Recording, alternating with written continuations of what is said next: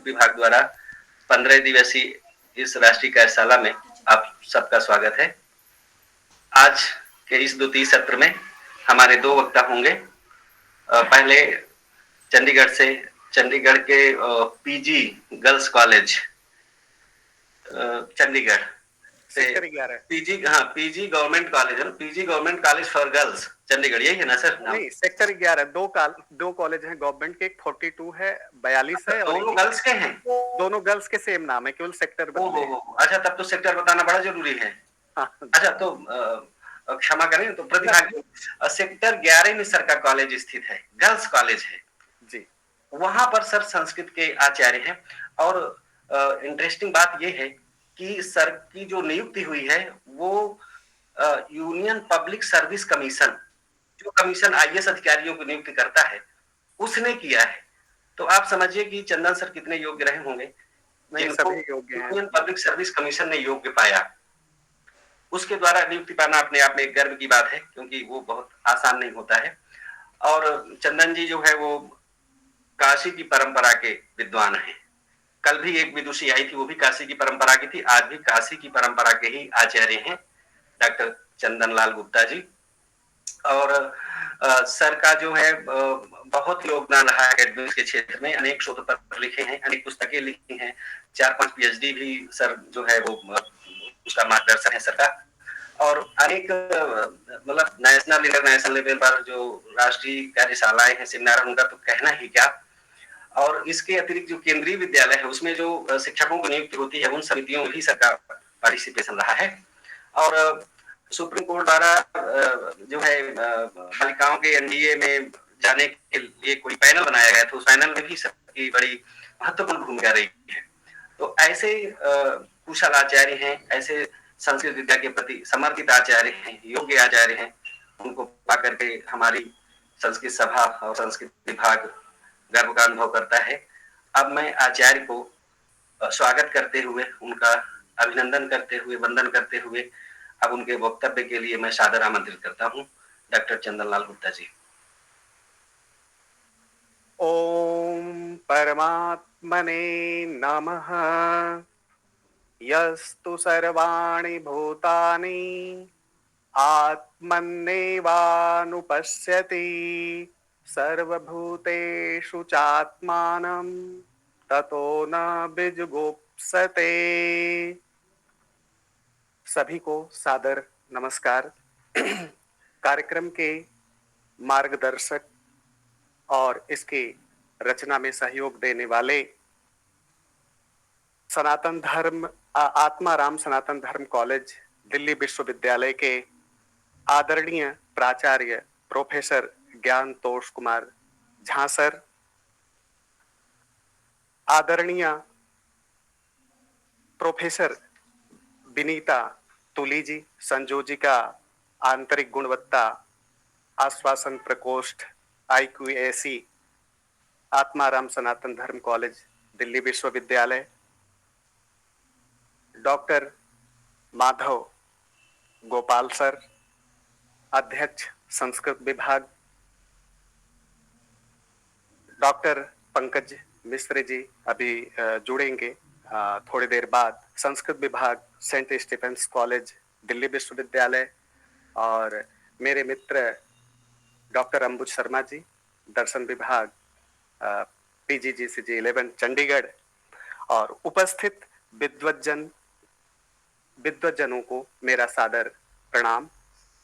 उपस्थित छात्र और छात्राएं, आप सभी का मैं अपने यह अवसर उपलब्ध कराने के लिए और सुनने के लिए आपका मैं हार्दिक आभार प्रकट करता हूं। और यह आप लोगों से और माधव जी ने इतने लोगों को जोड़ा है, भारत के कोने कोने से यहाँ पर उपस्थित हैं, तो और आप मुझे सुनेंगे, यह मेरा सौभाग्य है। मैं अपनी तरफ से कोशिश करूंगा कि जो मैं आपको दे सकता हूं, सबके अपना अपना स्तर होता है। हमारे ग्रंथ, हमारे शास्त्र इतने गंभीर हैं और इतने गहन हैं कि जिनको एक जन्म में तो समझना आसान नहीं है, क्योंकि वो किसी एक की रचना है ही नहीं। जो चल रही थी परंपराएं उसको बाद में संग्रहित किया गया है, कलेक्शन किया गया है, तो हम किसी एक की रचना भी नहीं कह सकते हैं उसको। और आज मैं अपना वक्तव्य प्रारंभ करता हूं कि हम अगर चर्चा अष्टावक्र जी की चर्चा कर रहे हैं, अष्टावक्र गीता की, तो उसको जीवन से जोड़ते हुए एक उदाहरण से मैं शुरू करता हूं।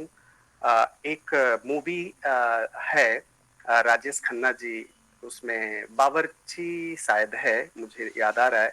उन्होंने कहा कि मैंने काशी के मेरे गुरुजी हर बात पे उदाहरण देते हैं, वो संगीत विद्या हो चाहे कुछ हो, तो अलग अलग गुरुओं का, अलग अलग लोगों का वैशिष्ट बतलाते हैं। तो उन्होंने कहा कि जीवन क्या है, तो उन्होंने कहा कि मेरे गुरु ने, मेरे आचार्य ने कहा कि जीवन आनंद है, आनंद ज्ञान से आता है।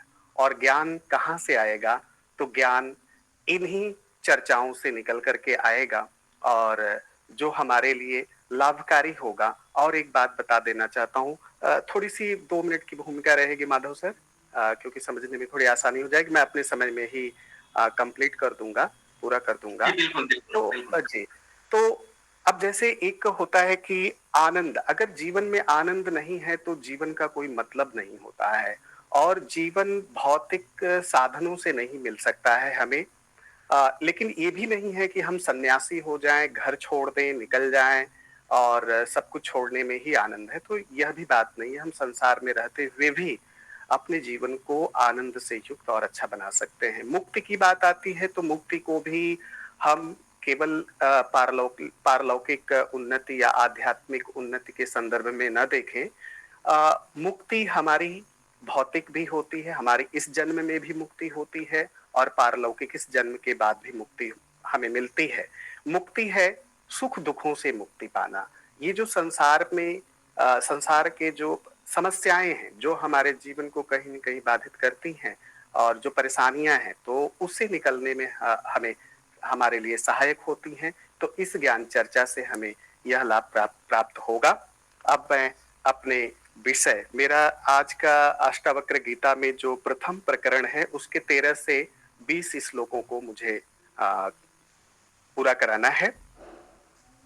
पहला श्लोक है, कूटस्थम बोधमद्वैत मात्मानं परिभावय आभासो अहम भ्रमं मुक्त्वा भावं बाह्यमथांतरम। तो कूटस्थम, कूटस्थम, कूटे स्थितम, पहले मैं शब्दार्थ बता देता प्रतिभागियों, हूँ। सब लोग अपना टेक्स्ट खोल लीजिए।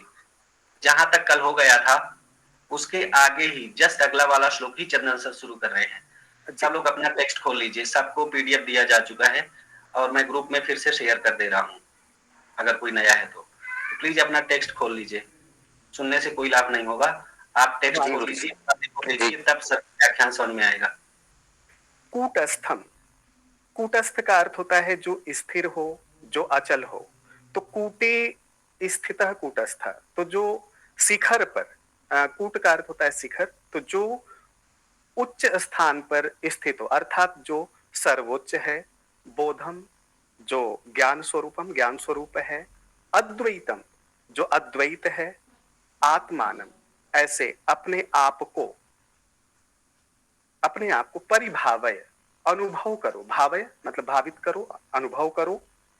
आभासो अहम, अहम आभासः, मैं आभास रूप हूं या कर्ता भोक्ता जीव हूं।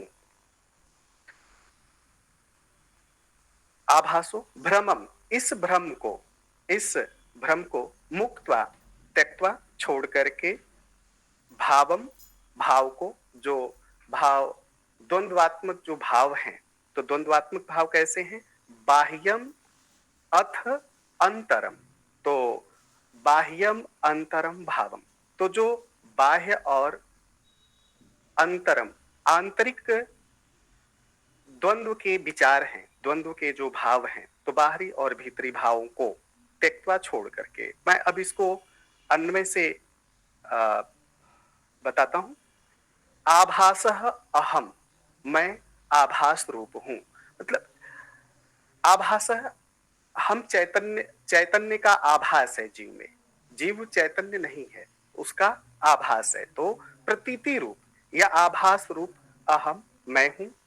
इस भ्रम को इति भ्रमम, तो इस भ्रम को, और बाह्यम अंतरम, बाहरी और भीतरी, भावम, भाव को, तो जो द्वंद्वात्मक भाव हैं, बाहर जो संसार है और जो एक अंतर आपके आंतरिक जो संसार है, तो ऐसे जो द्वंद्व बना रहता है बाहर और भीतर का, उसको मुक्त्वा छोड़ करके आत्मानम कूटस्थम बोधम अद्वैतम परिभावय, तो ऐसे द्वंद्वात्मक भाव को छोड़ करके आत्मानम, अपने आप को, अपनी आत्मा को, अपने को, कूटस्थम, उच्च शिखर पर स्थित, ये ब्रह्म के विशेषण है।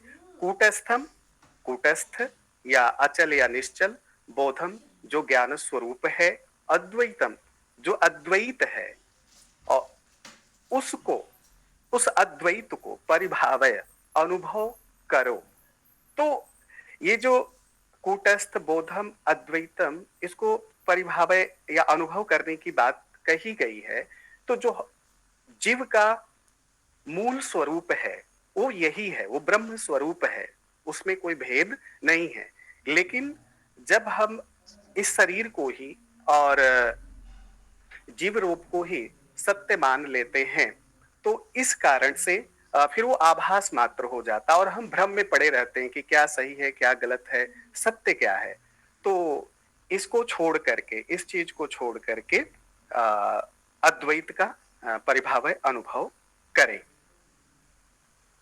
यहां पर आंतरिक और बाह्य जगत, तो आंतरिक जगत में जैसे बाह्य में संसार है, सांसारिक जो चीजें भेद हमें दिख रहे हैं, आंतरिक भाव का तात्पर्य अंतर जगत में हर व्यक्ति की तीन जैसे हमने गीता में देखा होगा, ज्ञान, कर्म और उपासना, तो इसमें तीन व्यक्ति के भाव आते हैं, एक क्रिया पक्ष, बुद्धि पक्ष और भाव पक्ष। तो जिसका क्रिया पक्ष मजबूत होता है या जो क्रिया पक्ष में ज्यादा विश्वास रखने वाला है, तो वो कर्म मार्ग को अपनाता है, कर्म। और जो बुद्धि पक्ष है, जिसका बुद्धि पक्ष मजबूत होता है, तो वो ज्ञान मार्ग को अपनाता है। और जिसका तो क्रिया, बुद्धि और भाव पक्ष वाले, जिनमें भाव पक्ष की प्रबलता होती है, तो वे भक्ति मार्ग का अनुसरण करते हैं। तो इस तरह से जो बाह्य और भीतरी, मतलब ये जो द्वंद्व है, इस द्वंद्व को त्यागने की, छोड़ने की बात कही गई है। अब मैं अपने अगले श्लोक पर चलता हूं। देहाभिमान पाशेन चिरबद्धोषि पुत्रक, बोधोहम ज्ञान खंगेन तन्निष्कृत्य सुखी भव। देहाभिमान पाशेन, यहाँ पर देह के अभिमान को पास बताया जा रहा है। हम सारे अपने, सारा भेद, सब कुछ हमारे शरीर का है और बहुत सारी विषमताएं शरीर को लेकर के, देह को लेकर के है। हम अपने आंतरिक या अंतर जो हमारी आत्मा है, उसके विषय में हमारा चिंतन नहीं है। तो ये जो देह का या शरीर का अभिमान है, उसके पास है न, देहाभिमानस्य पासेन, तो देह के या शरीर के अभिमान के पासेन, पास से अर्थात उसका जो बंधन है, उसके बंधन से, चिरम शीघ्र ही, यहाँ पे शीघ्र अर्थ नहीं है, यहाँ पर है बहुत समय तक, चिरम बद्ध असि, बहुत लंबे समय तक या जन्म जन्मांतर तक, बद्ध असि बंधे हुए हो, पुत्रक, हे पुत्र, हे, यहाँ पे पुत्रक अर्थ है हे पुत्र। तो यहाँ पे पुत्र शब्द में कन प्रत्यय लगा हुआ है, भावार्थ है वात्सल्य भाव के अर्थ में। तो हे पुत्र, अष्टावक्र जी जनक को वात्सल्य भाव से पुत्र कहा है उन्होंने। तो चिरम बद्ध असि, तो बहुत लंबे समय से, जन्म जन्मांतर से तुम बधे हुए हो, असि हो पुत्रक, हे पुत्रक। बोधो हम, बोधः अहम, अहम बोधः, मैं ज्ञान स्वरूप हूं, ज्ञान रूप हूं। इसको प्राप्त करके, इसको जान करके, ज्ञान खंगेन, तो ज्ञान रूपी तलवार से। यहाँ पे खंग कहा गया है। खंग वैसे खड्ग खड्ग भी हम पढ़ते हैं, लेकिन ऐसा भी प्रयोग मिलता है कई कई ग्रंथों में। तो यहाँ पे खंगेन प्रयोग है। तो खंगेन, खंग खड्ग से या तलवार से, तो ज्ञान रूपी तलवार से, तत् उसको, उस बंधन को, तो जो भव भव बंधन है उस बंधन को निष्कृत्य, काट करके, सुखी भव, सुखी हो जाओ। जब तक उस बंधन को नहीं काटोगे तब तक सुख नहीं मिलना है। तो अष्टावक्र जी राजा जनक से कहते हैं, अन्वय से देखेंगे, हे पुत्रक, हे पुत्र, हे वत्स, देहाभिमान पाशेन, देह के अभिमान के पास से या फंदे में, फंदे के द्वारा, चिरम, बहुत समय से, जन्म जन्मांतर से, कई जन्मों से, बद्ध असि, तुम बंधे हुए हो। तो हमारा ये एक ही जन्म नहीं है, हमारे कई जन्म है। तो न जाने कितने जन्म हुए हैं, ये किसी को नहीं पता है। तो ये जो जन्म जन्म और मृत्यु की परंपरा में एक लंबे समय से हम बंधे हुए हैं, तो इस देहाभिमान के पास से बद्ध से बंधे हुए हो। इसलिए, अतः इसलिए, अहम बोधः, मैं ज्ञान रूप हूं, ज्ञान स्वरूप हूं, बोध हूं। इति, इस प्रकार से, ज्ञान खंगेन, ज्ञान रूपी तलवार से, तम, उस बंधन रूपी, अहंकार को भी कह सकते हैं, या बंधन रूपी जन्म जन्म मृत्यु रूपी जो बंधन है उसको निष्कृत्य, काट करके, सुखी भव, सुखी हो जाओ, सुखी हो जाओ, सुख को प्राप्त करो, आनंद को प्राप्त करो। यहाँ पर देहाभिमान ये बातें बार बार अष्टावक्र जो गीता है उसमें आएगी। और मुझे लगता है कि मैं भी एक बात छोटी सी बता दूं, सबकी अपनी अपनी समझ है। मेरी समझ जो आई कि अष्टावक्र गीता में, अष्टावक्र जी अब वो आठ जगह से टेढ़े थे या नहीं थे, अलग अलग सबकी अपनी अर्थ है। लेकिन मुझे लगता है कि वहां पे आठ स्थान से टेढ़ा दिखाने या कहने का अर्थ यही था कि ये जो देह का, शरीर का अभिमान है, शरीर का अभिमान हम अपने आसपास भी देखते होंगे, समाज में भी व्याप्त है कि ये जो शरीर का अभिमान है, तो उन्होंने कहा कि ये जो शरीर का अभिमान है तो उसको छोड़ो, उसको त्यागो। इसीलिए शायद मेरी समझ से उन्हें 8 प्रकार से इस तरह से टेढ़ा बताया गया या दिखाया गया वहां पर, कि देहाभिमान के पास को छोड़ दो, क्योंकि तुम देहाभिमान में फंसे हुए हो। आंतरिक जगत या जो हमारी आत्मा है, जो मूल है, उसको तुम देखना ही नहीं चाह रहे हो, जानना ही नहीं चाह रहे हो, क्योंकि तुम उलझे हुए हो। इसीलिए वहां पर ऐसा दृष्टांत बनाया गया होगा। तो तो चिरकाल से देहाभिमान के फंदे में फंसे हो, तुम बोध रूप हो, ज्ञान हो। बोध, बोध कहते हैं ज्ञान को। भगवान बुद्ध को भी हम लोग उद्घाटन सत्र में एक सुन रहे थे, तो उन्होंने कहा कि जो अष्टावक्र गीता है वो पूरे विश्व के धर्मों को जोड़ सकती है। तो बोध ज्ञान को कहते हैं, और ज्ञान अनुभव से आता है, आत्मानुभूति से आता है, किसी के बताने से। यही यहाँ पर भी है। आप देखेंगे कि जनक जी को जो अष्टावक्र जी बतलाते हैं कि लोगों ने बताया, लोगों ने जो बताया उसको मान करके अलग अलग रास्ते पे लोग या अलग अलग तरीके से चल पड़े। लेकिन जो वास्तविक ज्ञान है वो अनुभव से आता है, अनुभूति से आता है, आत्म साक्षात्कार से आता है।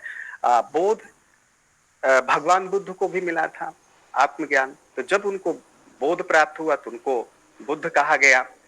तो इसीलिए कहा कि अहम बोधः, मैं ज्ञान स्वरूप हूं। इति, इस प्रकार से ज्ञान प्राप्त करके उस ज्ञान खड्ग के द्वारा तुम उसको काट करके सुखी हो जाओ। और अगर धन दौलत या धन संपत्ति में सुख होता तो हमने देखा होगा कि भगवान बुद्ध हो, महावीर हो, सबने, सबके पास क्या कमी थी? पत्नी थी, बच्चे बच्चे थे, बच्चा था, राज था, राज परिवार में पैदा हुए, किसी चीज की कमी नहीं थी। लेकिन वास्तविक सुख उनको नहीं मिला। और राजा जनक की बात करें तो राजा जनक राजा होते हुए भी राज करते रहे, लेकिन वे उसमें आसक्ति, आगे आएगा कि असंग भव, असंग मतलब संग से रहित हो जाओ, अनासक्त हो जाओ, आसक्ति से रहित बन जाओ। तो ये भी आसक्ति से रहित थे। तो आगे चलते हैं। अब अगला है हमारा अष्टावक्र जी आगे कहते हैं, निःसंगो निष्क्रियोस्त्वं स्वप्रकाशो निरंजनः अयमेव हि ते बंधः समाधि मनुतिष्ठसि। तो निःसंगो निष्क्रियो असि, निःसंगः असि, तुम संग रहित हो, संग से आसक्ति से रहित हो, निःसंगः। त्वं निःसंगः निष्क्रियः असि, निष्क्रियः असि, निष्क्रिय हो, तुम स्थिर हो। आत्मा में कोई चंचलता नहीं, वो स्थिर है, निष्क्रिय है। तो निष्क्रिय असि, तुम निष्क्रिय हो, निश्चल हो। स्वप्रकाश, आत्मा को कोई प्रकाशित नहीं करता, वह स्वप्रकाश है, वह केवल अज्ञान से ढकी हुई है, वह अपने प्रकाश से ही प्रकाशित होती है। तो त्वम स्वप्रकाश, स्वयं प्रकाशित हो। निरंजन, और तुम दोष रहित हो, निर्दोष हो, तो तुम में कोई दोष नहीं है। तो निरंजन, तो दोष से रहित रहित हो। अयमेव ही ते बंध, अयम एव, यह ही, ते तुम्हारा, बंध, बंध है, बंधन है। बंधन क्या है आगे कहते हैं, समाधिम अनुतिष्ठसि, तुम समाधिम, समाधि का, अनुतिष्ठसि, अनुष्ठान करते हो। तो वास्तव में कितनी सही बात उन्होंने कही है। हम अगर सांख्य योग या दर्शनों को पढ़ते हैं तो उसमें समाधि की बात आती है कि हम समाधि, तो जब तक समाधि अगर हम लगा रहे हैं, उस प्रक्रिया में हैं, तब तक बंधन में फंसे हुए हैं। और अगर तुम समाधि लगा रहे हो तो तुम, इसका मतलब है कि तुम मुक्त नहीं हुए हो, तुम अभी बंधन में पड़े हुए हो। तो जो बंधन से मुक्त हो गया है उसके लिए समाधि की जरूरत नहीं पड़ती है। इसी बात को यहाँ पर अष्टावक्र जी ने कहा है कि अयमेव ही ते बंध, यही तुम्हारा बंधन है कि तुम समाधि का अनुष्ठान करने लगे हो, कर रहे हो। तो तुम्हें यह सब करने की जरूरत नहीं, तुम उस आत्म तत्व को जान करके मुक्त हो जाओ। अन्वय से देखेंगे, हे शिष्य, तुम स्वप्रकाश है। अब कहते हैं कि जो तुम्हारा स्वरूप है, ये जो आत्मा का स्वरूप है, जो आत्मा का स्वरूप वो कैसा है, तो तुम स्वप्रकाश है, स्वयं प्रकाश हो, जो स्वयं से प्रकाशित है। निरंजन, स्वप्रकाश निरंजन निसंग निष्क्रिय असि, ये है पूरा त्वम का विशेषण है कि तुम कैसे हो। तो स्वप्रकाश, स्वयं प्रकाश स्वरूप हो, निरंजन दोष रहित हो, निसंग संग रहित हो, आसक्ति से रहित हो, तुम्हारे में कोई आसक्ति नहीं है। निष्क्रिय, निष्क्रिय हो, जिसमें कोई क्रिया नहीं होती है। फिर भी यही तुम्हारा ही निश्चित रूप से ते बंध आयम, तुम्हारा बंधन यही है कि तुम्हारा स्वरूप, वो तो बता दिए कि तुम्हारा स्वरूप है, लेकिन तुम्हारा स्वरूप तो है, लेकिन बंधन यही है तुम्हारा कि तुम यही है कि समाधि अनुतिष्ठसि, समाधि का अनुष्ठान करते हो। अब सवाल आता है कि क्या अष्टावक्र जी ने अगर कहा कि समाधि का अनुष्ठान करना ही बंधन है, तो क्या हमें अगर उस प्रक्रिया में हम जाएं ज्ञान प्राप्ति की, तो क्या हमें समाधि या जो अष्टांग मार्ग है उसका अनुसरण नहीं करना चाहिए? तो ऐसी बात नहीं है। अगर, क्योंकि हम सारे अज्ञानी हैं, और अगर राजा जनक की बात की जा रही है तो राजा जनक सुखदेव जी को भी, सुखदेव जी के भी गुरु गुरु दक्षिणा गुरु बने थे, उनको उन्होंने तो उनके गुरु का भी दायित्व उन्होंने निभाया था। तो अब यह है कि जो अज्ञान में फंसे हुए लोग हैं उनके लिए समाधि जरूरी है, लेकिन जो अज्ञान जो निकल चुके हैं इन सब चीजों से, उनके लिए समाधि की जरूरत नहीं है, समाधि की आवश्यकता नहीं है। तो इसीलिए जब तक वह समाधि का अनुष्ठान करता है तो अर्थात वह व्यक्ति तब तक बंधन में पड़ा रहता है। तो इसीलिए यहाँ पर अष्टावक्र जी कहते हैं कि तुम अपने मूल स्वरूप को, और जो तुम्हारा तात्विक स्वरूप है, उस स्वरूप को जानो, समझो और उसका अनुभव करो। आगे चलते हैं। अगला है अगला श्लोक है, त्वया व्याप्तमिदं विश्वं त्वयि प्रोतं यथार्थतः शुद्ध बुद्ध स्वरूपस्त्वं मा गमः क्षुद्र चित्तताम। त्वया, तुम्हारे द्वारा, तुमसे, व्याप्तम, व्याप्त है, विश्वम, विश्व, ये जो जड़ चेतन स्वरूप चराचर जो विश्व है वह, त्वया व्याप्त इदम, त्वया व्याप्तम इदम विश्वम, तो तुमसे यह विश्व, यह चराचर जगत व्याप्त है। त्वयि प्रोतम, और तुम में ही, त्वयि, तुम में, प्रोतम, ओतप्रोत है, पिरोया हुआ है, यथार्थतः, वास्तव में। तो वास्तव में बाहर और भीतर कोई भेद नहीं है। तुम तुम तुम्हारे से जो विश्व है वह तुम ही से व्याप्त है और तुम में ही पिरोया हुआ है। जैसे माला है तो माला में जैसे सूत्र का कार्य होता है कि पूरी माला को पिरोए हुए होता है, वैसे ही पूरा जो संसार है वह भी उसी तरह से तुमसे ही ओतप्रोत है। यहाँ जनक जो अष्टावक्र जी का भेद नहीं करते हैं कि दोनों को अलग अलग, जीव और ब्रह्म को अलग अलग नहीं देख रहे हैं, इसीलिए कहते हैं कि तुम जीव नहीं हो, तुम ब्रह्म हो, वह सत तत्व हो।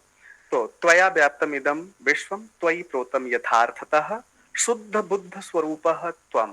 त्वम, तुम शुद्ध बुद्ध, शुद्ध हो, तुम्हें कोई दोष नहीं है, बुद्ध हो, तो तुम दोषों से रहित शुद्ध हो, और बुद्ध, बोध स्वरूप या ज्ञान स्वरूप हो, ज्ञान हो, ज्ञान स्वरूप है, त्वम, तुम, मा गमः, तो जब तुम्हारा स्वरूप ऐसा है, शुद्ध बुद्ध स्वरूप वाले तुम हो, तो मा गमः क्षुद्र चित्तताम, तो मा गमः, मा प्राप्त है, मत प्राप्त करो, मत जाओ, क्षुद्र चित्तताम, चित्त की दुर्बलता को प्राप्त मत हो। क्षुद्र का अर्थ था तुच्छता को, तो चित्त की तुच्छता को प्राप्त मत हो। अन्वय से देखते हैं, हे शिष्य, हे जनक या हे वत्स, हम ले सकते हैं। तो इदम विश्वम, यह विश्व, यह चराचर जगत विश्व, त्वया व्याप्तम, तुमसे व्याप्त है, तुमने ही व्याप्त कर रखा है, जो तुम्हारे अंदर तत्व है वही व्याप्त कर रखा है, या तुमने ही व्याप्त किया हुआ है। त्वयि प्रोतम, और तुम में ही ओतप्रोत है, तुम में ही पिरोया हुआ है, यथार्थतः, वास्तव में, शुद्ध बुद्ध स्वरूप है, शुद्ध बुद्ध स्वरूप वाले या शुद्ध, दोषों से रहित और ज्ञान स्वरूप वाले, त्वम, तुम, क्षुद्र चित्तताम मागम, चित्त की तुच्छता को या तुच्छ चित्त वृत्ति को प्राप्त मत हो वो। तो यह जो दृश्य प्रपंच है वह, उसमें तुम ही व्याप्त हो, और अपने में भी तुम हो, और अपने से बाहर भी तुम ही हो। यहाँ पर एक बड़ा अच्छा है कि जब अगर यह भेद मिट जाए कि जो बाहर और भीतर अगर एक ही तत्व है, या कोई मैं ही बाहर हूं और मैं ही अपने अंदर हूं, तो अभी एक हमारे यहाँ जो G20 नहीं, G20 की मीटिंग हुई थी सर, उसमें था अयम निजः परो वेति गणना लघु चेतसाम उदार चरिता नाम तो वसुधैव कुटुंबकम। तो यहाँ चित्त की जो तुच्छता की बात कही गई है, तो मुझे लगता है कि वहां पे जुड़ जाती है कि चित्त बड़े हृदय वाले, विशाल हृदय वाले बनो, क्योंकि तुम्हारा वह स्वरूप है ही नहीं, क्योंकि बाहर भीतर सब एकता है, सब में व्याप्त तुम ही हो। तो फिर अपने अपने ही स्वरूप से किस बात की ईर्ष्या और किस बात का द्वेष। तो हृदय को बड़ा बनाओ, उसको तुच्छ मत करो, क्योंकि तुच्छ मत बनाओ, क्योंकि तुम शुद्ध बुद्ध स्वरूप हो, ठीक है। वही जो तुम्हारे अंदर है वही तुम्हारे बाहर भी है। तो इसीलिए कहा कि इदम विश्वम त्वया व्याप्तम त्वयि प्रोतम यथार्थतः शुद्ध बुद्ध स्वरूपः त्वं क्षुद्र चित्तताम मा गमः। आगे चलते हैं। आगे फिर अष्टावक्र जी कहते हैं, निरपेक्षो निर्विकारो निर्भरः शीतलाशयः अगाध बुद्धि रक्षुब्धो भवचिन मात्र वासना। अब वो कहते हैं कि चिन मात्र वासना भव, तुम चित्त मात्र में जो चैतन्य स्वरूप है उस चित्त मात्र में वासना निवास करने वाले बनो, उसमें निवास करो। निरपेक्ष, अपेक्षा से रहे, तुम्हें किसी की अपेक्षा नहीं, तुम निरपेक्ष हो जाओ जिसे किसी की अपेक्षा नहीं है। निर्विकार, विकार से रहित हो जाओ, विकार से रहित बनो, तुम में कोई विकार नहीं है तो निर्विकार है, तुम निर्विकार हो। निर्भर है, तुम निर्भर हो, निर्भर हो मतलब तुम पे सारा विश्व सब कुछ तुम पे निर्भर है, तो निर्भर है, तुम किसी पे निर्भर नहीं, जिस पर सभी निर्भर हैं, यहाँ इस अर्थ में आया है। निर्भर शीतल आशय, तो शीतल आशय, आशय अर्थात चित्त वृत्ति, तो चित्त वृत्ति वाले बन जाओ, तो शीतल चित्त वृत्ति वाले बन जाओ। शांत या प्रसन्न, तो शांत चित्त वृत्ति वाले बन जाओ। अगाध बुद्धि है, अगाध बुद्धि वाले, यहाँ पे अगाध का प्रयोग किया गया है कि अगाध का अर्थ होता है जो अत्यंत गहरा हो, जिसका कोई था न लगाया जा सके, तो अगाध बुद्धि है, अगाध बुद्धि वाले हो। तो अगाध या विस्तृत बुद्धि रूप हो तुम, अगाध बुद्धि है, अगाध बुद्धि वाले हो। और अक्षुब्ध है, तुम अक्षुब्ध हो, तुम में कोई क्षोभ नहीं है, तुम क्षोभ से रहित हो, भाव हो जाओ। चिन्ह मात्र वासना, चित्त मात्र में रहने वाले या चित्त मात्र को या चैतन्य मात्र को ही अपना निवास स्थान बना लो, उसी में टिकने वाले हो जाओ। अन्वय से देख लेते हैं।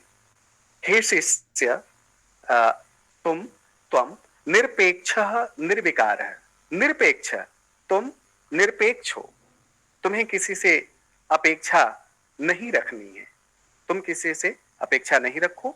निर्विकार है, तुम निर्विकार हो, अर्थात निर्विकार है, निर्विकार हो जाओ।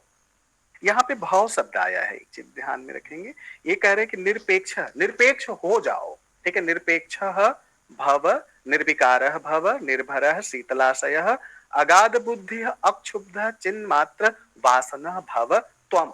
तो ये सारे त्वम के लिए आए हुए, त्वम के विशेषण है कि तुम क्या हो जाओ, तो निरपेक्ष, निरपेक्ष हो जाओ, निर्विकार निर्विकार हो जाओ। तो निरपेक्ष मतलब किसी पे किसी की अपेक्षा मत रखो, निर्विकार है, निर्विकार हो जाओ, विकृत मत हो, छोटी छोटी बातों से विचलित मत हो, तो तुम विकृत मत हो, व्याकुल मत हो।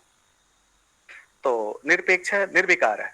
अच्छा, निर्भर है, तो तुम पर सभी निर्भर हैं, ठीक है, तो जिस पर सभी निर्भर है तुम निर्भर बन जाओ। शीतलाशय है, शीतल आशय वाले या शांत अंतःकरण वाले हो जाओ। अगाध बुद्धि है, अगाध बुद्धि वाले या विस्तृत बुद्धि रूप हो जाओ, जिसकी गहराइयों का, जिस बुद्धि के की कोई सीमा नहीं हो,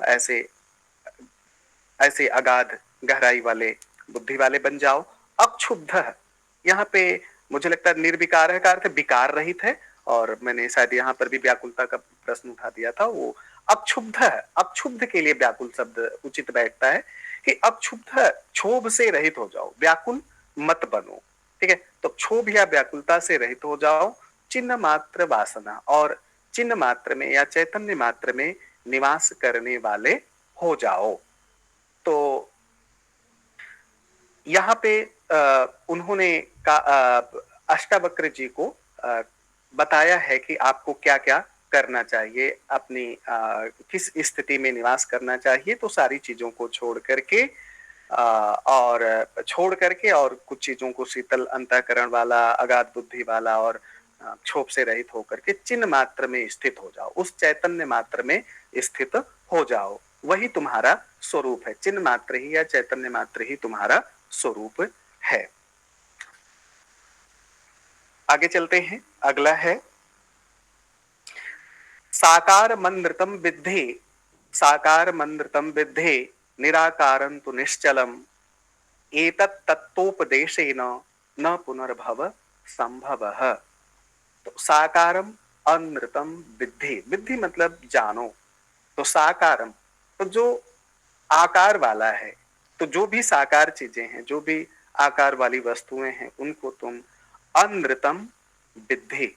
तो साकारम, साकार को, तो जो साकार वस्तु है उसको तुम अनृतम, अनृत या असत्य जानो, न ऋतम अनृतम, तो अनृत जानो, असत्य जानो, मिथ्या जानो, विद्धि जानो। निराकारम तो निश्चलम, और निराकारम, निराकार को, निश्चलम, निश्चल जानो, तो अचल जानो। वही अचल है, वही निश्चल है, उसमें कोई चंचलता नहीं है, तो निराकार को ही तुम निश्चल जानो। एतत् तत्वोपदेशेन, एतत् मतलब इस, तत्वोपदेशेन तत्व के उपदेश के द्वारा, तो इस तत्व के उपदेश के द्वारा न पुनर्भव संभव, ठीक है। तो इस तत्व के उपदेश के द्वारा न, नहीं, पुनर्भव, पुनर्भव मतलब पुनर्जन्म, तो तुम्हारा पुनर्जन्म न संभव, संभव नहीं होगा। तो अगर इसके उपदेश के द्वारा फिर तुम्हारा पुनर्जन्म नहीं होगा। तो जो जन्म मरण का जो बंधन है, जन्म मृत्यु का जो बंधन है, बार बार जन्म लेना है और फिर मृत्यु को प्राप्त होना, तो ये जो पुनर्जन्म का चक्र है, इस संसार चक्र से और पुनर्जन्म के चक्र से तुम मुक्त हो जाओगे।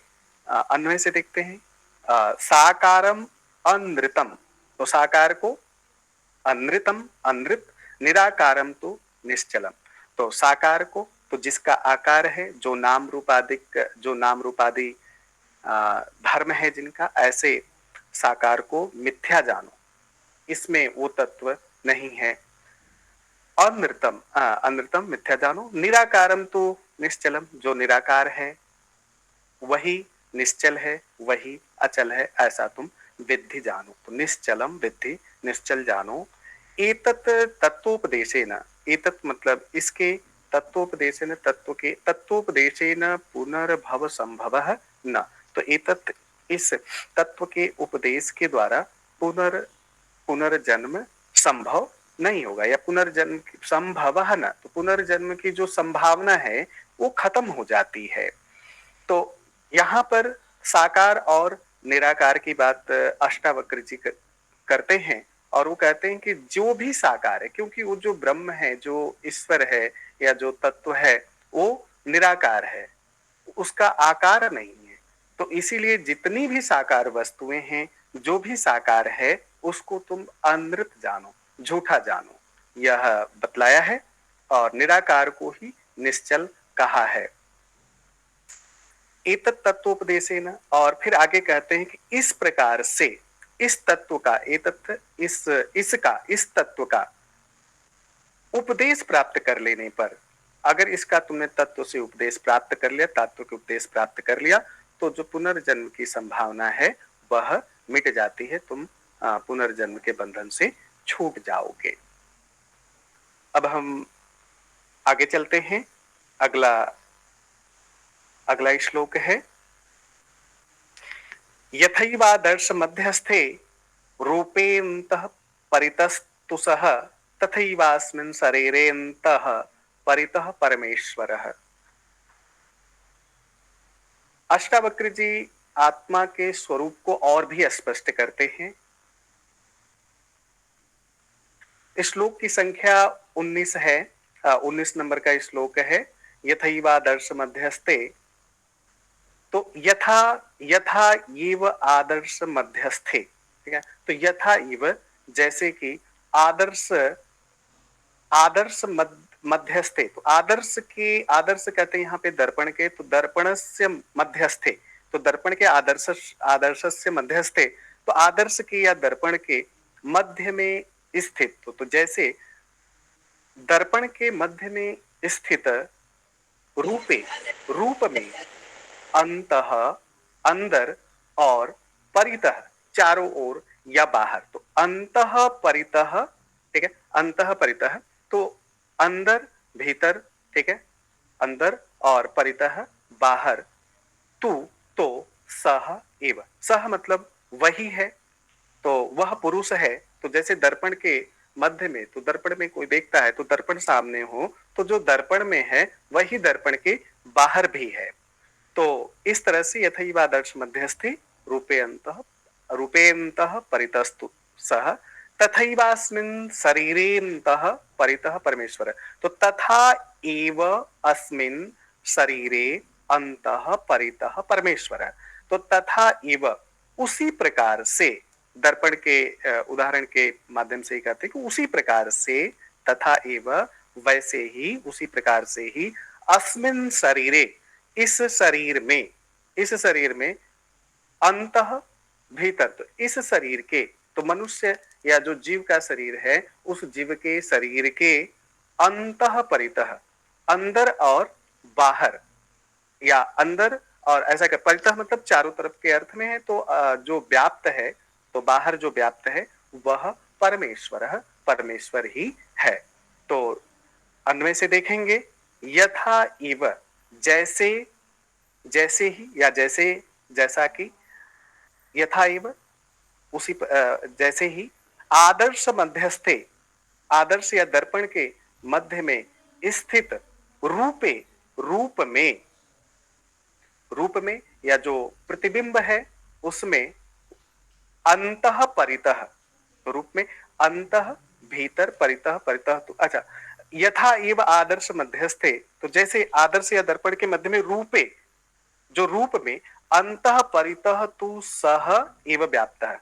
तो अंतः मतलब अंदर और बाहर, तू तो सह वही है, वह पुरुष है। यहां पर एक चीज बता देना चाहेंगे कि सह का अर्थ मैंने देखा था तो दर्पण भी था कहीं, कि दर्पण के मध्य में जो स्थित है प्रतिबिंब, वह दर्पण, तो दर्पण ही है, मतलब दर्पण कहा है।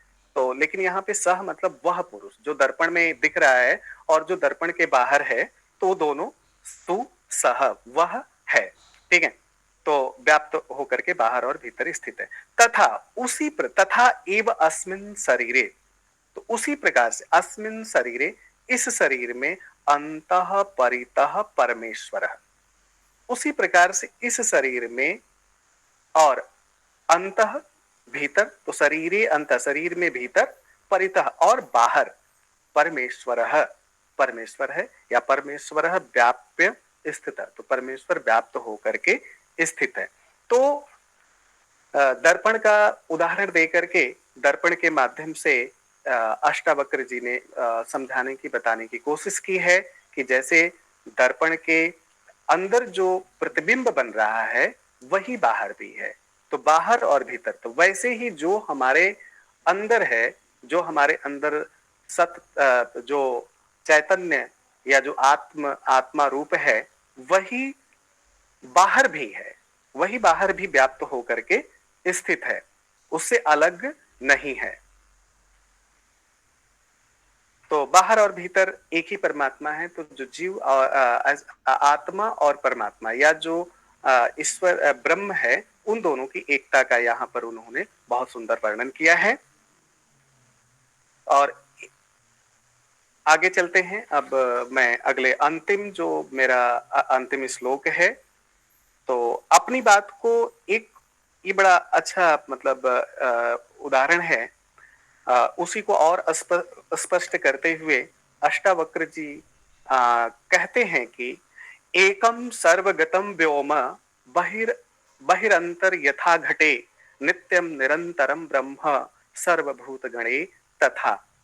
तो एकम सर्वगतम व्योम, अब जैसे एक दर्पण का उदाहरण दे दिया, दर्पण के उदाहरण के बाद वे घट का, घटाकाश का उदाहरण देते हैं कि जैसे एकम सर्वगतम, एकम मतलब एक, सर्वगतम सर्वव्यापक, सर्वगतम मतलब सर्वत्र गतम, सब जगह जो गया हुआ या सर्वत्र जो व्यापक है, तो जो सर्वव्यापक है, एकम सर्वगतम सर्वव्यापक, व्योम आकाश, तो जो आकाश है, बहिः अंतर यथा घटे, तो बही है जैसे बाहर है, वैसे ही अंतः अंदर है, यथा जैसे घटे घट में। तो नित्यम नित्य है, जो शाश्वत है, नित्य है, निरंतरम जो निरंतर है। यहाँ पे नित्य का अर्थ है जो सदैव है, शाश्वत है। निरंतर का अर्थ है जो अविच्छिन्न रूप से तीनों कालों में या हर समय जो रहता है, तो निरंतर बना रहता है। तो नित्यम निरंतरम ब्रह्म, ब्रह्म वो जो ब्रह्म है या जो ईश्वर है, सर्वभूत गणे, सर्वभूत गणे सभी प्राणियों के समूहों में, सब में, तथा उसी प्रकार से व्याप्त है। तथा मतलब वैसे ही है, सर्वभूत गणे तो सभी प्राणी समूहों में, गणों में, या जितने भी जो भी चराचर जगत है उसमें कण कण में कहते हैं कि ईश्वर या ब्रह्म निवास करता है, तो उसमें वह व्याप्त है। अन्वय देखेंगे, यथा सर्वगतम एकम व्योम घटे बहिः अंतः तथा। तो यथा सर्वगतम एकम, तो जैसे सर्वव्यापक एकम, एक अकेला ही या एकमात्र, व्योम आकाश, ये आकाश व्योम के ही ये विशेषण है सर्वगतम एकम। तो यथा जैसे सर्वगतम सर्वव्यापक एकम एकमात्र व्योम आकाश घटे बही है, घड़े के बाहर है, अंतः वर्तते और अंदर वर्तते स्थित है। तो जैसे घड़े के बाहर और घड़े के अंदर वर्तमान है, स्थित है, अंतः वर्तते, तथा उसी प्रकार से नित्यम सदैव रहने वाला ब्रह्म, ब्रह्म या जो परमात्मा है वह सर्वभूत गणे सभी भूतों में सदैव, उसी प्रकार से नित्यम ब्रह्म सर्वभूत गणे निरंतर निरंतरम वर्तते। तो नित्य सदैव ब्रह्म सर्वभूत गणे सभी भूतों के, सभी प्राणी समूहों में निरंतरम निरंतर सदैव अविच्छिन्न रूप से वर्तते, रहता है या स्थित है। तो जैसे घड़े का, एक घड़े का उदाहरण है कि घड़े के अंदर जो आकाश या रिक्त स्थान होता है, तो वैसे ही जो आकाश घड़े के अंदर है वही स्थान घड़े के बाहर भी है। तो अगर जब घड़ा है तो उसमें घटाकाश है, लेकिन अगर घड़ा टूट जाए या घड़े को हटा दिया जाए तो घड़े का जो आकाश है फिर वो उस आकाश में मिल जाता है। तो इसीलिए कहा कि जैसे वह आकाश घड़े के बाहर है और भीतर भी है, वैसे ही ये जो ब्रह्म है वह नित्य जो ब्रह्म है सभी गणों में, सभी भूतों में, सभी प्राणियों के अंदर और बाहर विद्यमान है। तो वह दृश्य, तो यहाँ पर आत्मा और परमात्मा का एक ही तत्व से प्राप्त नहीं करना पड़ता, अपितु वह तो प्राप्त है। ठीक है, तो यहाँ पर जो अष्टावक्र जी का उद्देश्य था मुख्य रूप से कि यहाँ पर कोई ऐसी अप्राप्त वस्तु को प्राप्त नहीं करना, वो वस्तु प्राप्त है लेकिन उस प्राप्त वस्तु पर जो विस्मरण हो गई है, विस्मृत हो गई है, उस मैल को उस जो एक भूल गए हैं उसको याद दिलाने के लिए उन्होंने प्रयास किया। और इसी आत्म तत्व को, सबके आत्म तत्व को जागृत करने के लिए, बतलाने के लिए या उनको अनुभव कराने के लिए डॉक्टर माधव गोपाल जी ने मुझे यह अवसर दिया। मैं आपके प्राचार्य महोदय का और आपका और आप सभी सुनने वालों का हार्दिक धन्यवाद ज्ञापित करता हूँ। अगर किसी के कोई प्रश्न हो तो पूछ सकते हैं। नमस्कार। बहुत सुंदर सेशन सर, बहुत अच्छा व्याख्यान। अच्छा, किसी का प्रश्न हो तो आप जल्दी से सवाल एक पूछ लीजिए, कोई एक सवाल हम लेंगे। महोदय, मुझे एक बार फिर पुनः अगर आप 13 नंबर श्लोक जो कुटस्थ जो पहला श्लोक आपका था वो अगर एक बार फिर से थोड़े में बता दे तो बड़ी कृपा। अच्छा नहीं बेटा, सॉरी मैम, आप जो भी हैं बहुत समय लगेगा पूरा श्लोक बताने में। देखिए मैं थोड़ा सा समराइज कर देता हूँ। कल इस पर डॉक्टर नीति सिंह जी ने सवाल भी पूछा था तो उसको हमने बताया था, वही था। देखो ये जो कह रहे हैं कि एकम सर्वगतम व्योम, व्योम आकाश एक है, अब वो हर जगह है, घट के अंदर भी है बाहर भी है। कल जैसे डॉक्टर नीति सिंह जी पूछ रही थी कि आप ये जड़ और चेतन ये दो बातें कर रहे हो तो क्या द्वंद्व की स्थिति बन रही है क्या? अब ये जो अंदर भी है बाहर भी है हर जगह है तो आप क्या कहोगे उसको? एक कहोगे कि दो कहोगे, है ना? तो उसी को उन्होंने बताया नित्यम निरंतरम ब्रह्म सर्वभूत गणः तथा। तो वो जो ब्रह्म है वो नित्य है, निरंतर है, सर्वभूत गणः। सर ये नहीं पहले वाला 13 नंबर श्लोक एकदम पहले 13 नंबर की बात कर रहे हैं। अरे अब वहां ना ले जाइए, हमारे देखो नए वक्ता ले जा रहे हैं। Sir 2 minute sir, only 2 minute में प्लीज सर, 2 मिनट सर। क्या करें माधव सर, बता दें एक बार फिर से? वो लास्ट में ले लेंगे, अच्छा सवाल लास्ट में, अंत में ले लेंगे। आप थोड़ा सा हाँ, नए आचार्य जी उनकी सर जो है बहुत मूल्यवान वक्ता हैं, अब वो हैं। आपने बहुत समय से सर आपने संपन्न किया इतने श्लोकों को, और इतनी सरल वाणी में, इतनी सौम्यता के साथ, मुझे लगता है इसी रस के साथ, इसी सौम्यता के साथ, इसी रिजुता के साथ। कल हम आर्जव की बात कर रहे थे ना, रिजुता, ऐसी रिजुता होनी चाहिए पाठक में भी, श्रोता में भी। उन्होंने बताया ये जो, अगर आपको संस्कृत ठीक से आती है, संस्कृत, तो बहुत आराम से अर्थ आप निकाल लोगे। किसी टीका की, किसी शास्त्र की कोई गुत्थी सुलझाने की कोई जरूरत नहीं है, आप आराम से जान जाओगे। तो बार बार जब आप इन पंक्तियों को पढ़ोगे, संस्कृत आपको थोड़ी थोड़ी आती रहेगी, तो संस्कृत से ही अर्थ निकल जाएगा, व्याकरण से ही। तो जब आप देखोगे वस्तुतः अष्टावक्र जी का जो जो कथ्य है, उनका जो दर्शन है, वो कल हो चुका, पहले ही, मतलब पहले अध्याय के कुछ पद्यों में ही हो चुका। अब क्या है, वो बार बार उसी बात को अलग अलग तरीके से कहेंगे। क्यों कहेंगे? कल कोई कह रहा था कि तो फिर इतनी गीता क्यों चल रही है 20 अध्याय तक? हम लोग चूंकि कई जन्मों से अज्ञान में और अलग अलग आदतों में रहते रहे, तो संस्कार बड़ा मजबूत हो गया है, तो उसको काटने के लिए 20 अध्याय तक जाएंगे। वही बात अलग अलग तरीके से, बड़े प्यार से बताएंगे, तर्कों का प्रयोग करके, ताकि आपका जो वो अज्ञान का संस्कार है वो कट जाए, और आपको भरोसा हो सके कि आप वो तत्व हो। बहुत सिंपल, बहुत सरल, इसमें कोई शास्त्र की कोई गुत्थी ही नहीं है। इससे सरल टेक्स्ट भारतवर्ष में आप नहीं पाओगे।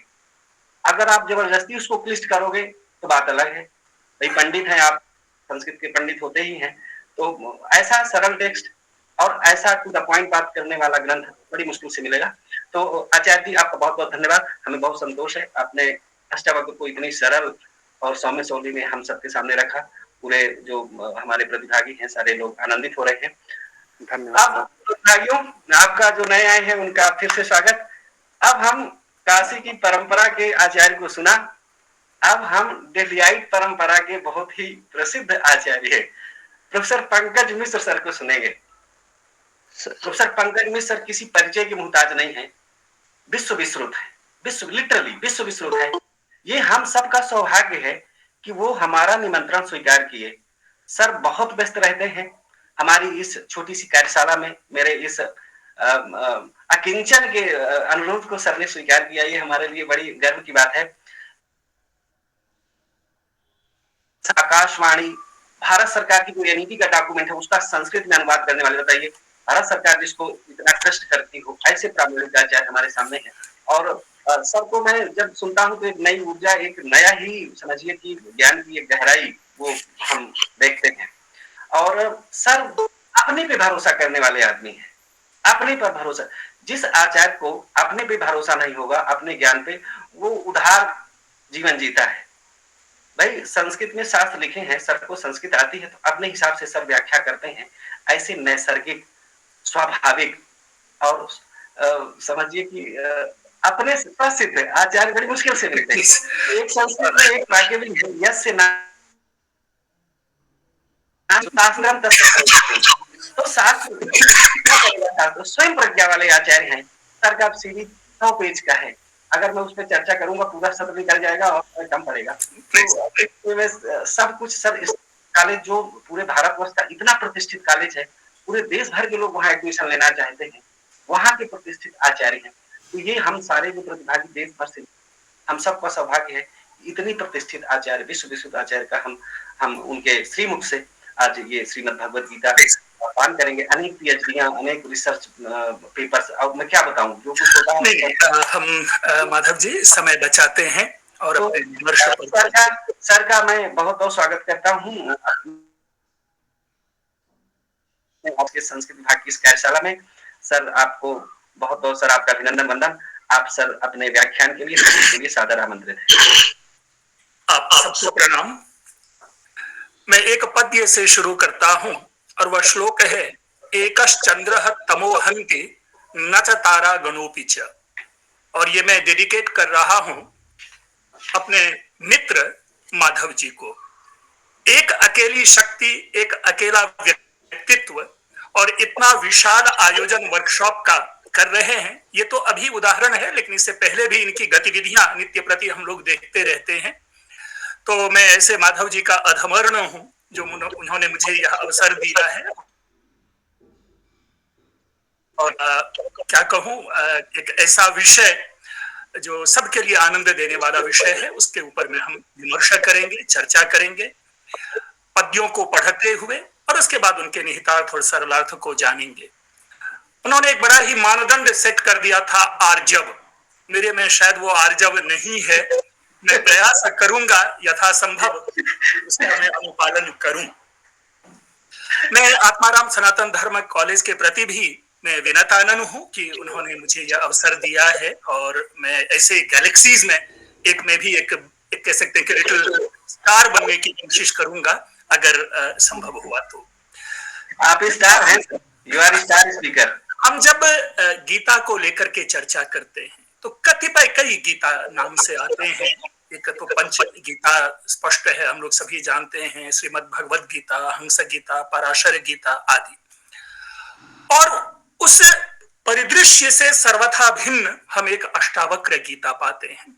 बीच में चंदन जी ने अष्टावक्र शब्द की ओर इशारा करने का प्रयास किया था कि वो शरीर से विकल अंग थे 8 जगह से, या पता नहीं कि उनकी वो जिज्ञासा होगी, उनकी वो जानने की इच्छा होगी जो 8 कलाओं से युक्त तो हो सकती हो, कि सामने वाले को इस तरह के प्रश्न पूछते होंगे कि 8 प्रकार की जाल में वो उनको फांस लेते होंगे, इसलिए उनको अष्टावक्र कह दिया गया। ये सारा विमर्श का विषय है। लेकिन उस अष्टावक्र गीता में हमारे समक्ष क्या विषय वस्तु है, आज के लिए वह हमारा प्रतिपाद्य है, और हम उसी के ऊपर में अपना ये विमर्श प्रस्तुत करते हैं। मुझे जो दायित्व मिला है वो द्वितीय प्रकरण के प्रथम 6 पद्य के ऊपर हमें चर्चा करनी है। बहुत सारी भूमिका की आवश्यकता नहीं है, क्योंकि एक प्रवाह में चलता चला आ रहा है यह वर्कशॉप। तो मैं शुरू करता हूं प्रथम पद्य से। अहो निरंजनः शांतो बोधो हम प्रकृतेः परः एतावन्तमहं कालम मोहे नैव विडम्बितः। यदि आप देखिए हमारे संस्कृत साहित्य में, या संस्कृत जिसको कहें ज्ञान परंपरा में, कतिपय ऐसे संवादों में नाम आते हैं। हम यद्यपि नाम लेते हैं उन व्यक्तित्वों का, लेकिन हमारे लिए वे प्रतीक होते हैं। जैसे उदाहरण के लिए हम कृष्ण और अर्जुन की बात करते हैं, या अगर हम लोक साहित्य की बात करें, लौकिक परंपरा के साहित्य की बात करें, तो शुकनास और चंद्रापीड़ का संवाद पाते हैं।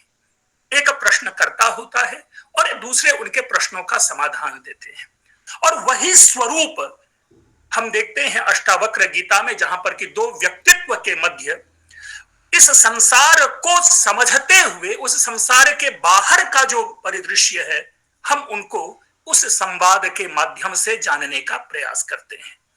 तो जो अभी हमने कहा, अभी जो हमने शुरू किया अहो शब्द से, अहो हम आप लोग सभी जानते हैं ये विस्मय का है, ये एक आश्चर्य का द्योतक होता है। अहो शब्द से हम जब संस्कृत की अपनी अभिव्यक्ति है, हो सकता है कि इंग्लिश में उसी को आ या ओह करके हम उसे अभिव्यक्त करते हैं, और कहते हैं कि निरंजन एक शब्द। और एक चीज और हम लोग समझ लें, बहुत सुंदर इन्होंने कहा माधव जी ने, कि जो इसका जो स्ट्रक्चर है, इसकी जो संरचना है, वो अत्यंत सरल है।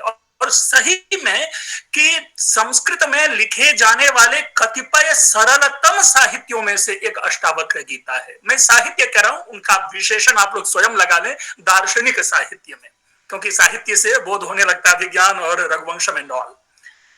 तो सरलतम है, और उसी सरलतम की परिणति ये है कि हम उसमें पुनरावृत्ति देखते हैं। जैसे जब चंदन जी का मैं सुन रहा था तो वही निरंजन शब्द आ रहा था, वही बोध शब्द आ रहा था। तो उन्होंने बड़ी अच्छी व्याख्या प्रस्तुत की, मैं भी उसी तरह से आप लोगों के सामने रखूंगा, क्योंकि 1 घंटा समय भी तो बिताना है। तो जो कह रहे हैं कि निरंजन, अगर आप शब्द को तोड़ें तो एक जगह आपको वो निर और अंजन शब्द आ रहा है। अंजन जो है वो कज्जल का प्रतीक है, काजल का प्रतीक है। और काजल जो है वो हमारे यहाँ कलंक या डर्ट या स्पॉट के रूप में, ब्लैक स्पॉट के रूप में उसे जाना जाता है।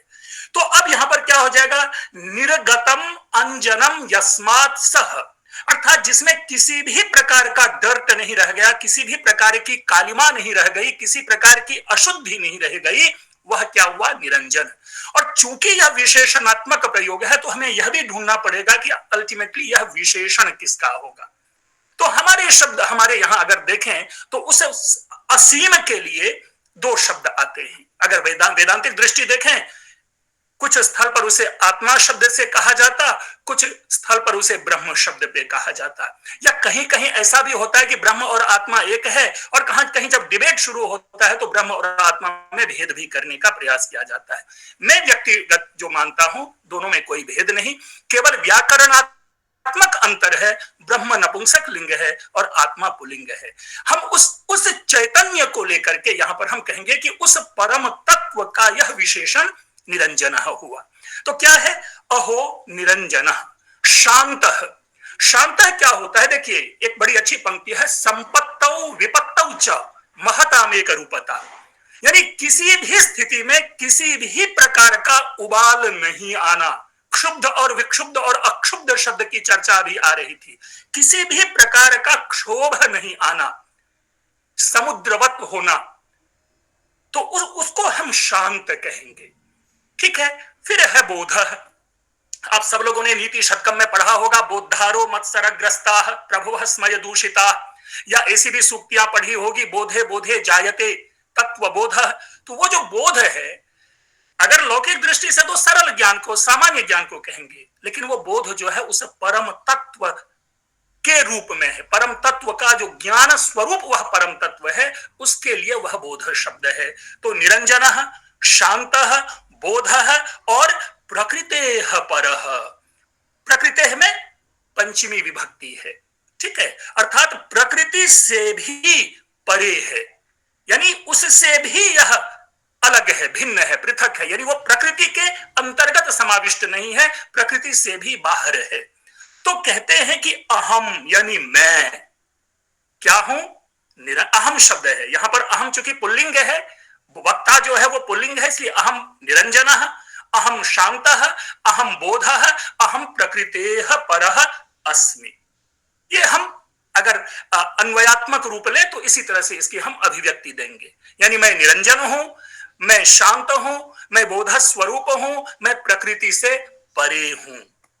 और आश्चर्य है, अहो, और आश्चर्य है कि तावन्तमहं कालम मोहे नैव विटम्बितः। मित्रों, हम लोग महावाक्य जब पढ़ते हैं तो तत्वमसि के माध्यम से हम अहम ब्रह्मास्मि को जानते हैं। मैं समझता हूं कि ये जो पहली जो पंक्ति है और दूसरी जो पंक्ति है, दूसरी पंक्ति अज्ञान रूप में हम जब रहते हैं, और पहली पंक्ति है जब उस अज्ञान का आवरण हट जाता है, भिद्यते हृदय ग्रंथिश्छिद्यन्ते सर्व संशयाः क्षीयन्ते चास्य कर्माणि तस्मिन् दृष्टे परावरे की स्थिति में जब हम आते हैं, तो वही अभिव्यक्ति प्रथम पंक्ति है कि अहम निरंजनः, अहम शांतः, अहम बोधः, अहम प्रकृतेः परः। और जो दूसरी पंक्ति है वह ज्ञान, उस परम तत्व की प्राप्ति है, ब्रह्मविदो ब्रह्मैव वाली स्थिति इससे भिन्न है, क्योंकि अज्ञान से कह रहे कि मैं अभी तक अज्ञान से युक्त था। मैं एतावंतम कालम अहम, यानी इतने काल तक मैं, एतावंतम द्वितीय एक वचन, कालम द्वितीय एक वचन, मोहेनैव विटम्बतः, सॉरी हाँ, द्वितीय एक वचन नहीं लेंगे, हम लेंगे इतने काल तक, मोहेन, मोह से, अज्ञान से हम परप्लेक्स्ड थे, हम ड्युअलिस्टिक वर्ल्ड में जी रहे थे, हम इस संसार को ही सत्य मान रहे थे। तो उस मोहे नैव विटम्बितः, मैं उस मोह से ठगा था, ठगा गया था। तप्रत्ययांतः विडम्बितः भूतकालिक अभिव्यक्ति है, अर्थात ज्ञान प्राप्ति से पूर्व मैं ऐसा था। यदा किंचित द्योहम द्विप इव मदांधः समभवम वाली स्थिति है, यानी मैं जब कुछ मैं जानता था तो मैं उसी मतवाले पागल हाथी की तरह था, मैं ही हूं, मैं ही हूं, मैं ही हूं, इस जहां से आसमां तक मैं ही मैं हूं, मैं ही मैं हूं। लेकिन जिस दिन उस अज्ञान के आवरण की विनष्टि होती है, उसके बाद उस परम तत्व का बोध होता है, तत्व बोध होता है, और तब हम कहते हैं कि नहीं, अहम निरंजनः, अहम शांतः, अहम बोधः, अहम प्रकृतिः परः। तो ये प्रथम पद्य है। जैसा मैंने कहा कि बोधः शब्द भी पहले आ चुका था, निरंजनः शब्द भी पहले आ चुका था, शांतः शब्द तो नित्य प्रति हम इनका प्रयोग करते हैं। तो इस तरह से सही दृष्टि में सरल संस्कृत के माध्यम से उस जटिल ब्रह्म को, उस जटिल सुप्रीम को इतनी सरलता और सहजता से समझा जाना, यही अष्टावक्र गीता की विशेषता है। दूसरा पद्य, जो दूसरा पद्य है वह है यथा प्रकाशयाम्ये को देहमेनम तथा जगत अतो मम जगत सर्वम अथवा न च किंचन, मथवा न च किंचन। हम तोड़ लेते हैं इसमें, इसके संधि विच्छेद को तोड़ लेते हैं। एक शब्द है प्रकाशयामि। यथा हम लोग सभी जानते हैं, ये यथा और तथा मिलकर के एक वाक्य जो है इसको कह सकते हैं कि हम उदाहरण के माध्यम से, दृष्टांत के माध्यम से, यथा दृष्टांत होता है और तथा जो है वो परिणति होती है, वो निष्कर्ष होता है कि जिस प्रकार ये है उस प्रकार ऐसा है। ये संवाद की अभिव्यक्ति होती है कि किस तरह से हम दूसरे तक पहुंच सके। तो यथा शब्द है जिस प्रकार, प्रकाशयामि। भाई हम लोगों ने प्रकाशयामि शब्द क्रियापद में नहीं सुना कभी, लेकिन यहां पर जो नाम धातु निच प्रत्यय लगा करके जो हम क्रियापद का निर्माण करते हैं, तो अहम जो प्रथम पद्य में है उसकी अनुवृत्ति यहां करेंगे, अन्वय में लाएंगे प्रकाशयामि, अहम प्रकाशयामि। किसको भाई कह रहा है? अहम एकः, मैं एक। देखिए, एको हम द्वितीयो नास्ति, एकम सद विप्रा बहुधा वदंती। ये जो एकमेवा द्वितीयम, वो जो अवधारणा है उस एक को हमें पकड़ना है। ये नहीं कि मैं अकेला भाई हूं। वह जो ब्रह्म है, वह जो सुप्रीम है, वह जो चैतन्य है, यद्यपि संख्यात्मक दृष्टि से हम उसे अनंत कहते हैं, लेकिन निस्संदेह क्या है कि वही एक रूप सर्वत्र उसमें एक वो विद्यमान है। तो मैं एक, मैं अकेला, एनम जगत प्रकाशयामि, एनम देहम प्रकाशयामि तथा जगत, यानी जिस प्रकार से मैं एक इस शरीर को प्रकाशित करता हूं, उसी प्रकार से इस पूरे जगत को मैं प्रकाशित करता हूं। जगत शब्द की अभिव्यक्ति आप लोग सभी जानते होंगे, और खास करके जो ईशावास्योपनिषद है उसमें तो पहले पद्य में ही, पहले मंत्र में ही है कि ईशावास्यमिदं सर्वम यत्किंच जगत्याम जगत। ये जो जगत जो है, ये जगत शब्द चंचलायमान के रूप में जगत है। चूंकि संसार नित्य प्रति संसरति गच्छतीति नित्यम इति जगत के रूप में हम जगत शब्द को लेंगे, क्योंकि जगत जो है ध्रुव नहीं है, जगत अध्रुव है, जगत स्थिर नहीं है, जगत चंचल है, तो इसलिए जगत शब्द है यहां पर। तो जिस प्रकार मैं एक शरीर को प्रकाशित करता हूं, उसी प्रकार इस समस्त को प्रकाशित करता हूं। मुंडकोपनिषद की पंक्ति लीजिए, तस्यैव भासा सर्वमिदं विभाति, मतलब उसी परम तत्व, परम चैतन्य के प्रकाश से यह सब प्रकाशित होता है। वो कथन जो है वो अन्य पुरुष के माध्यम से है, लेकिन यहां पर यह प्रथम पुरुष के माध्यम से, उत्तम पुरुष के माध्यम से कहा जा रहा है कि मैं वह इस समस्त ब्रह्मांड को प्रकाशित करता हूं, समस्त लोक को प्रकाशित करता हूं। जिस प्रकार में एक को प्रकाशित करता, उसी प्रकार में अनेक को प्रकाशित करता। अब एक है इसलिए जगत का अर्थ हम अनेक ले लेंगे, यानी जिस एक देह को प्रकाशित तो अनेक देह को प्रकाशित, एक को प्रकाशित तो अनेक को प्रकाशित करता हूं। दूसरी पंक्ति, अतः मम जगत सर्वम, इसलिए यह सारा का सगत, सारा जगत जो है वह क्या है? मेरा है। भाई जहां तक हमारी गति है, जहां तक हमारी पहुंच है, मैं एक प्रकोष्ठ में रहता हूं, मैं इस प्रकोष्ठ के चारों दीवारों को देखता हूं, तो मैं क्या कहूंगा कि ये रूम मेरा है, ये प्रकोष्ठ मेरा है। तो उसी प्रकार से अब देखिए कि चूंकि वो पूरे ब्रह्मांड को प्रकाशित करता है, तो इसलिए वो ब्रह्मांड मेरा है। हम लोग सभी जानते हैं कि जो जो सृष्टि है, जगत की सृष्टि आदि, तो उन्हीं का यह ब्रह्मांड है, उन्हीं का यह जगत है। अथवा न च किंचन, अन्यथा कुछ भी नहीं है। अगर संसार की सत्ता मानते हैं तो उसका स्वामी भी वही है, और अगर संसार की सत्ता नहीं मानते तो कुछ भी नहीं है, अथवा न च किंचन। यदि है तो सब कुछ मेरा है, और यदि नहीं है तो कुछ भी नहीं है मेरा।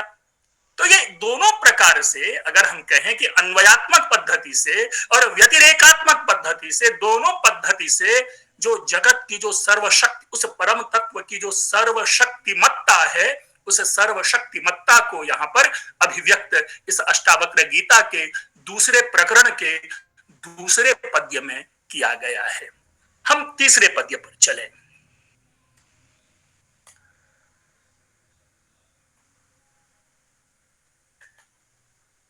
हाँ, सशरीर महो विश्वम परित्यज्य मयाधुना।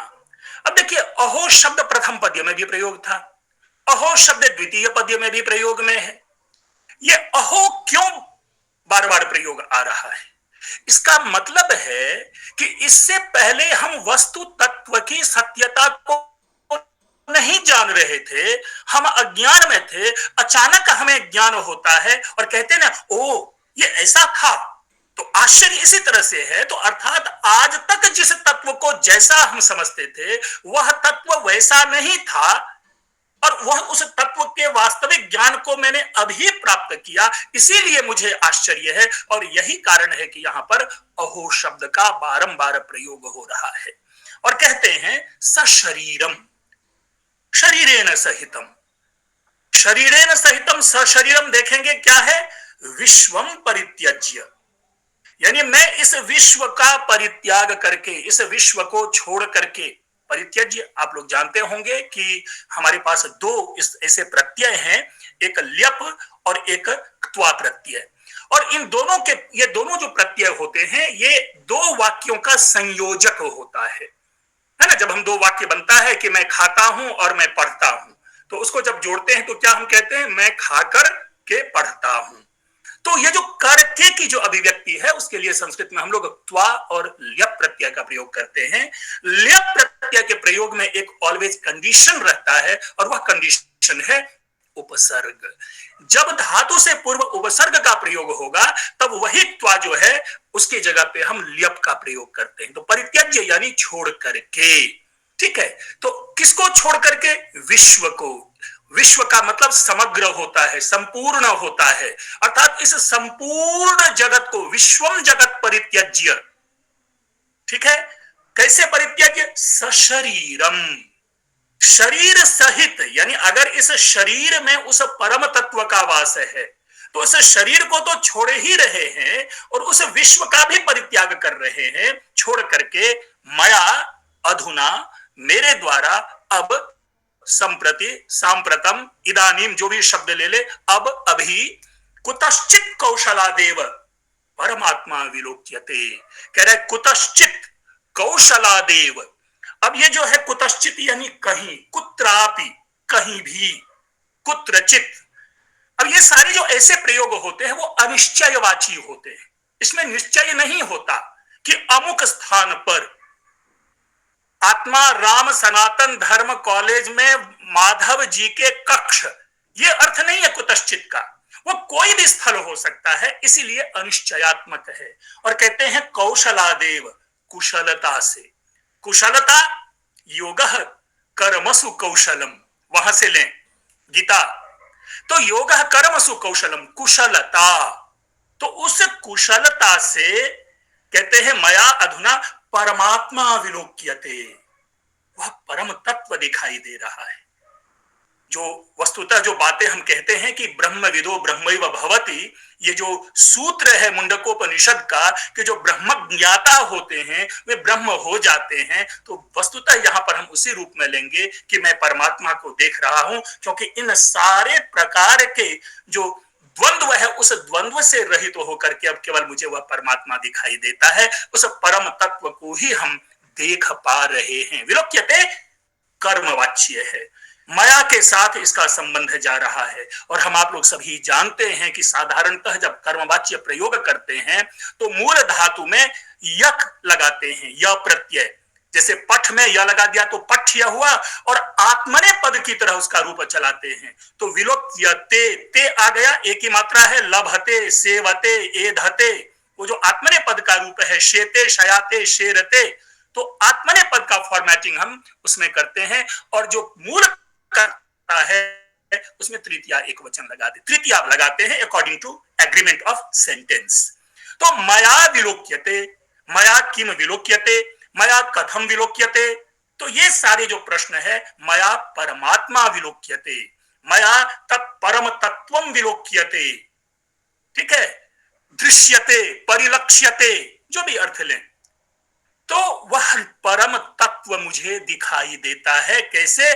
कुशलता से। अब ये जो कुशलता है, ये कुशलता कोई, हम किसी स्पोर्ट्स देखे, हर जगह कुशलता है, किसी भी कार्य की कुशलता, किसी भी कार्य की सफलता कर्ता की कुशलता पर निर्भर करता है।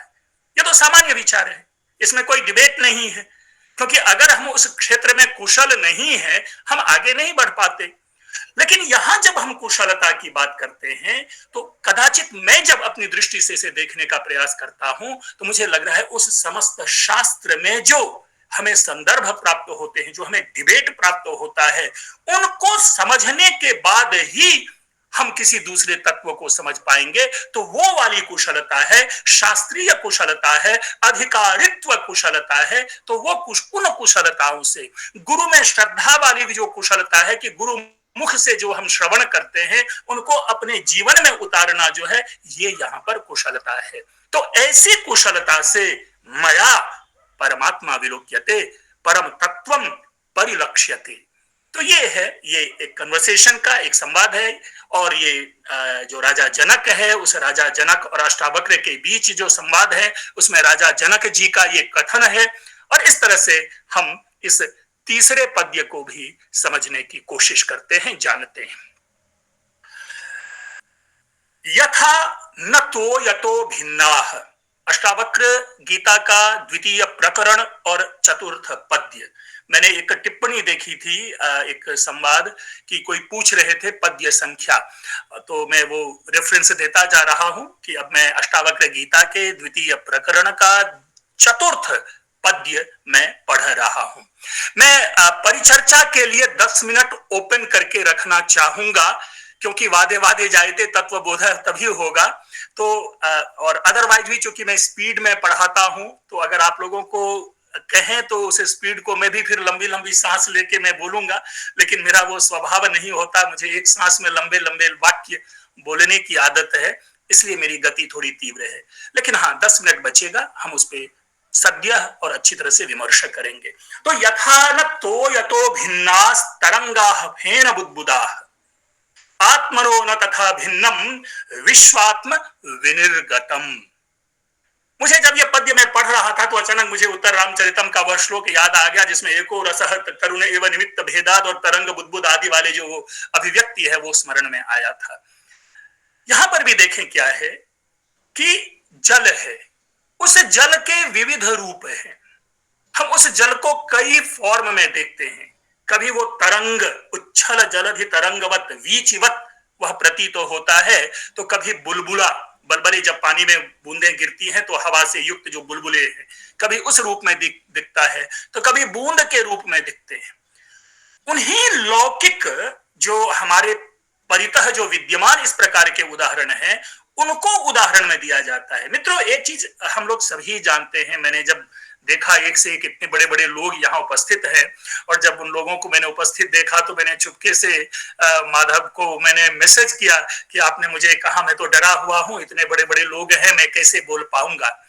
तो जो हम जब संवाद करते हैं, हम जो कोई शिक्षक हैं या जो अन्य जगह पर कोई अपनी बात प्रस्तुत करने का प्रयास करता है, तो वो जितनी भी सरल और सहज और लौकिक उदाहरण दे सकते हैं वे देते हैं, ताकि सामने वाले जिनको हम एड्रेस कर रहे हैं उनको उतनी सहजता से सरल में समझ में आए।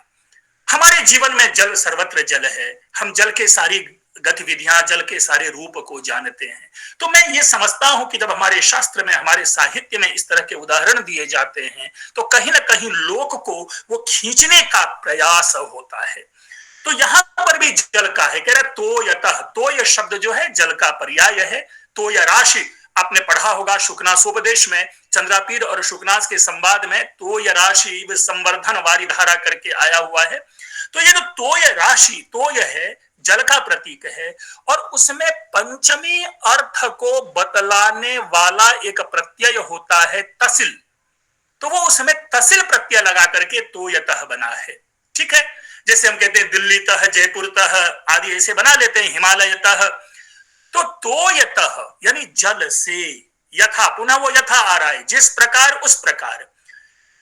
भिन्नाह तरंगाह फेन बुद्बुदाह, यानी तरंगाह फेन बुद्बुदाह तरंगाह।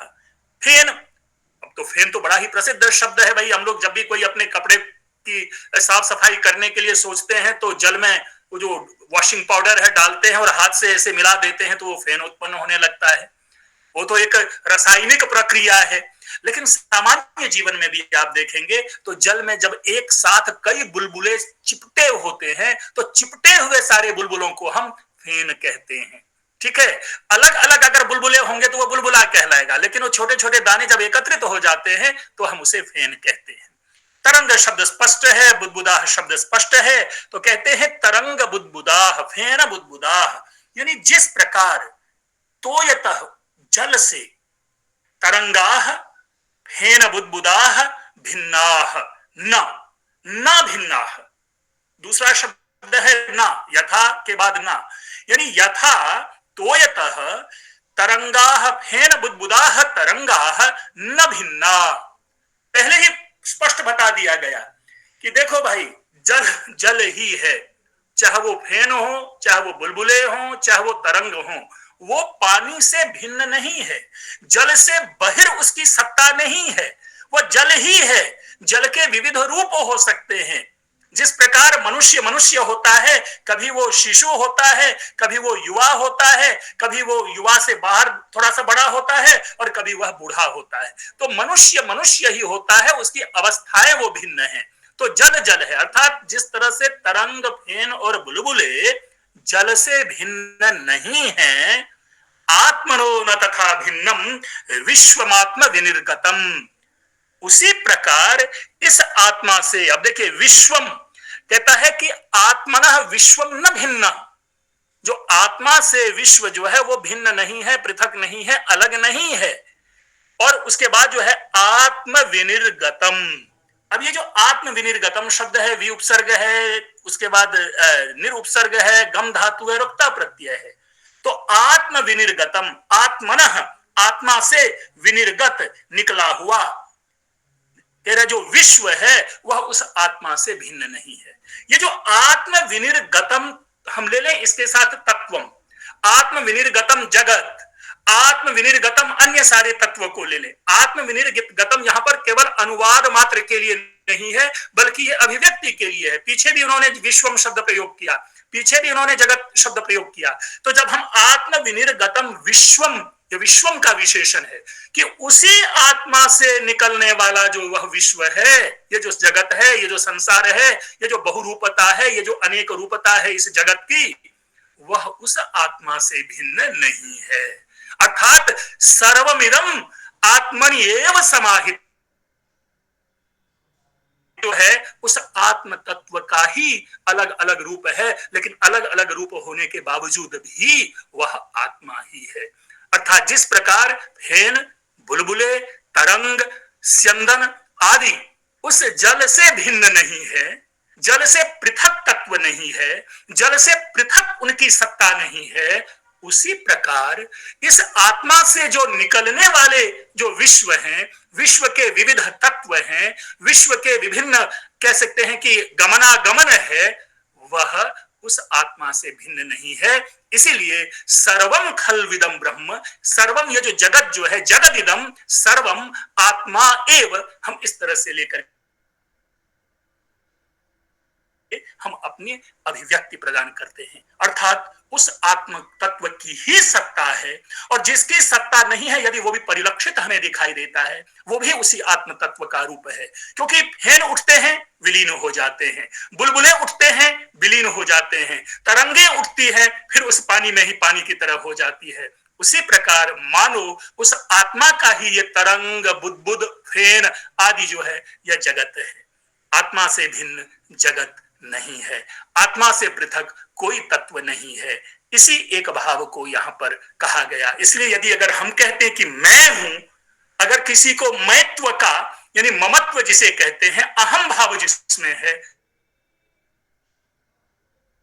उसी परम तत्व के एक तरंग हैं, बुलबुले हैं या फेन हैं, कोई भिन्न नहीं है। इसीलिए हम सबको उस परम तत्व, उस परम शक्ति, उस परम जो गति है, कहा भी गया शायद कठोपनिषद में है, पुरुषान न परम किंचित, पुरुषान न परम किंचित सा काष्ठा सा परागति।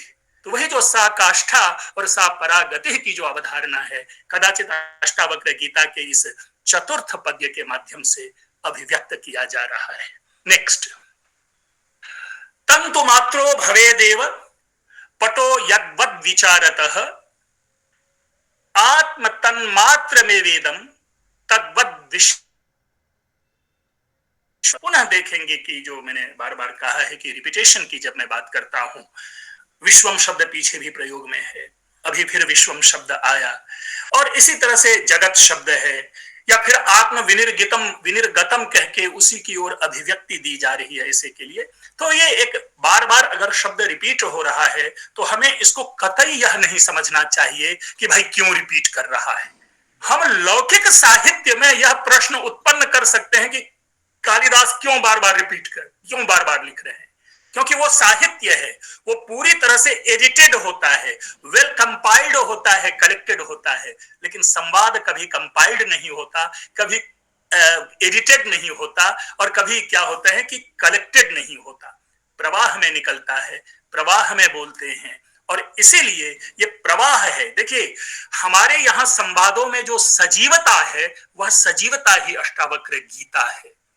क्यों? क्योंकि एकदम लग रहा है कि सहज दो आदमी खड़े होकर बात कर रहे हैं, गार्डन में टहल रहे हैं, भाई अष्टावक्र जी बता रहे हैं, जनक जी सुन रहे हैं, जनक जी को बोध प्राप्ति हो रही है, जनक जी उनको उत्तर देते हैं, वो प्रश्न करते हैं। तो एक सहज एक भाव है, एक नेचुरल एनवायरनमेंट है, और आम भाषा में कहें कि बड़ा ही सूदिंग एम्बियंस ये क्रिएट करता है यहाँ पर।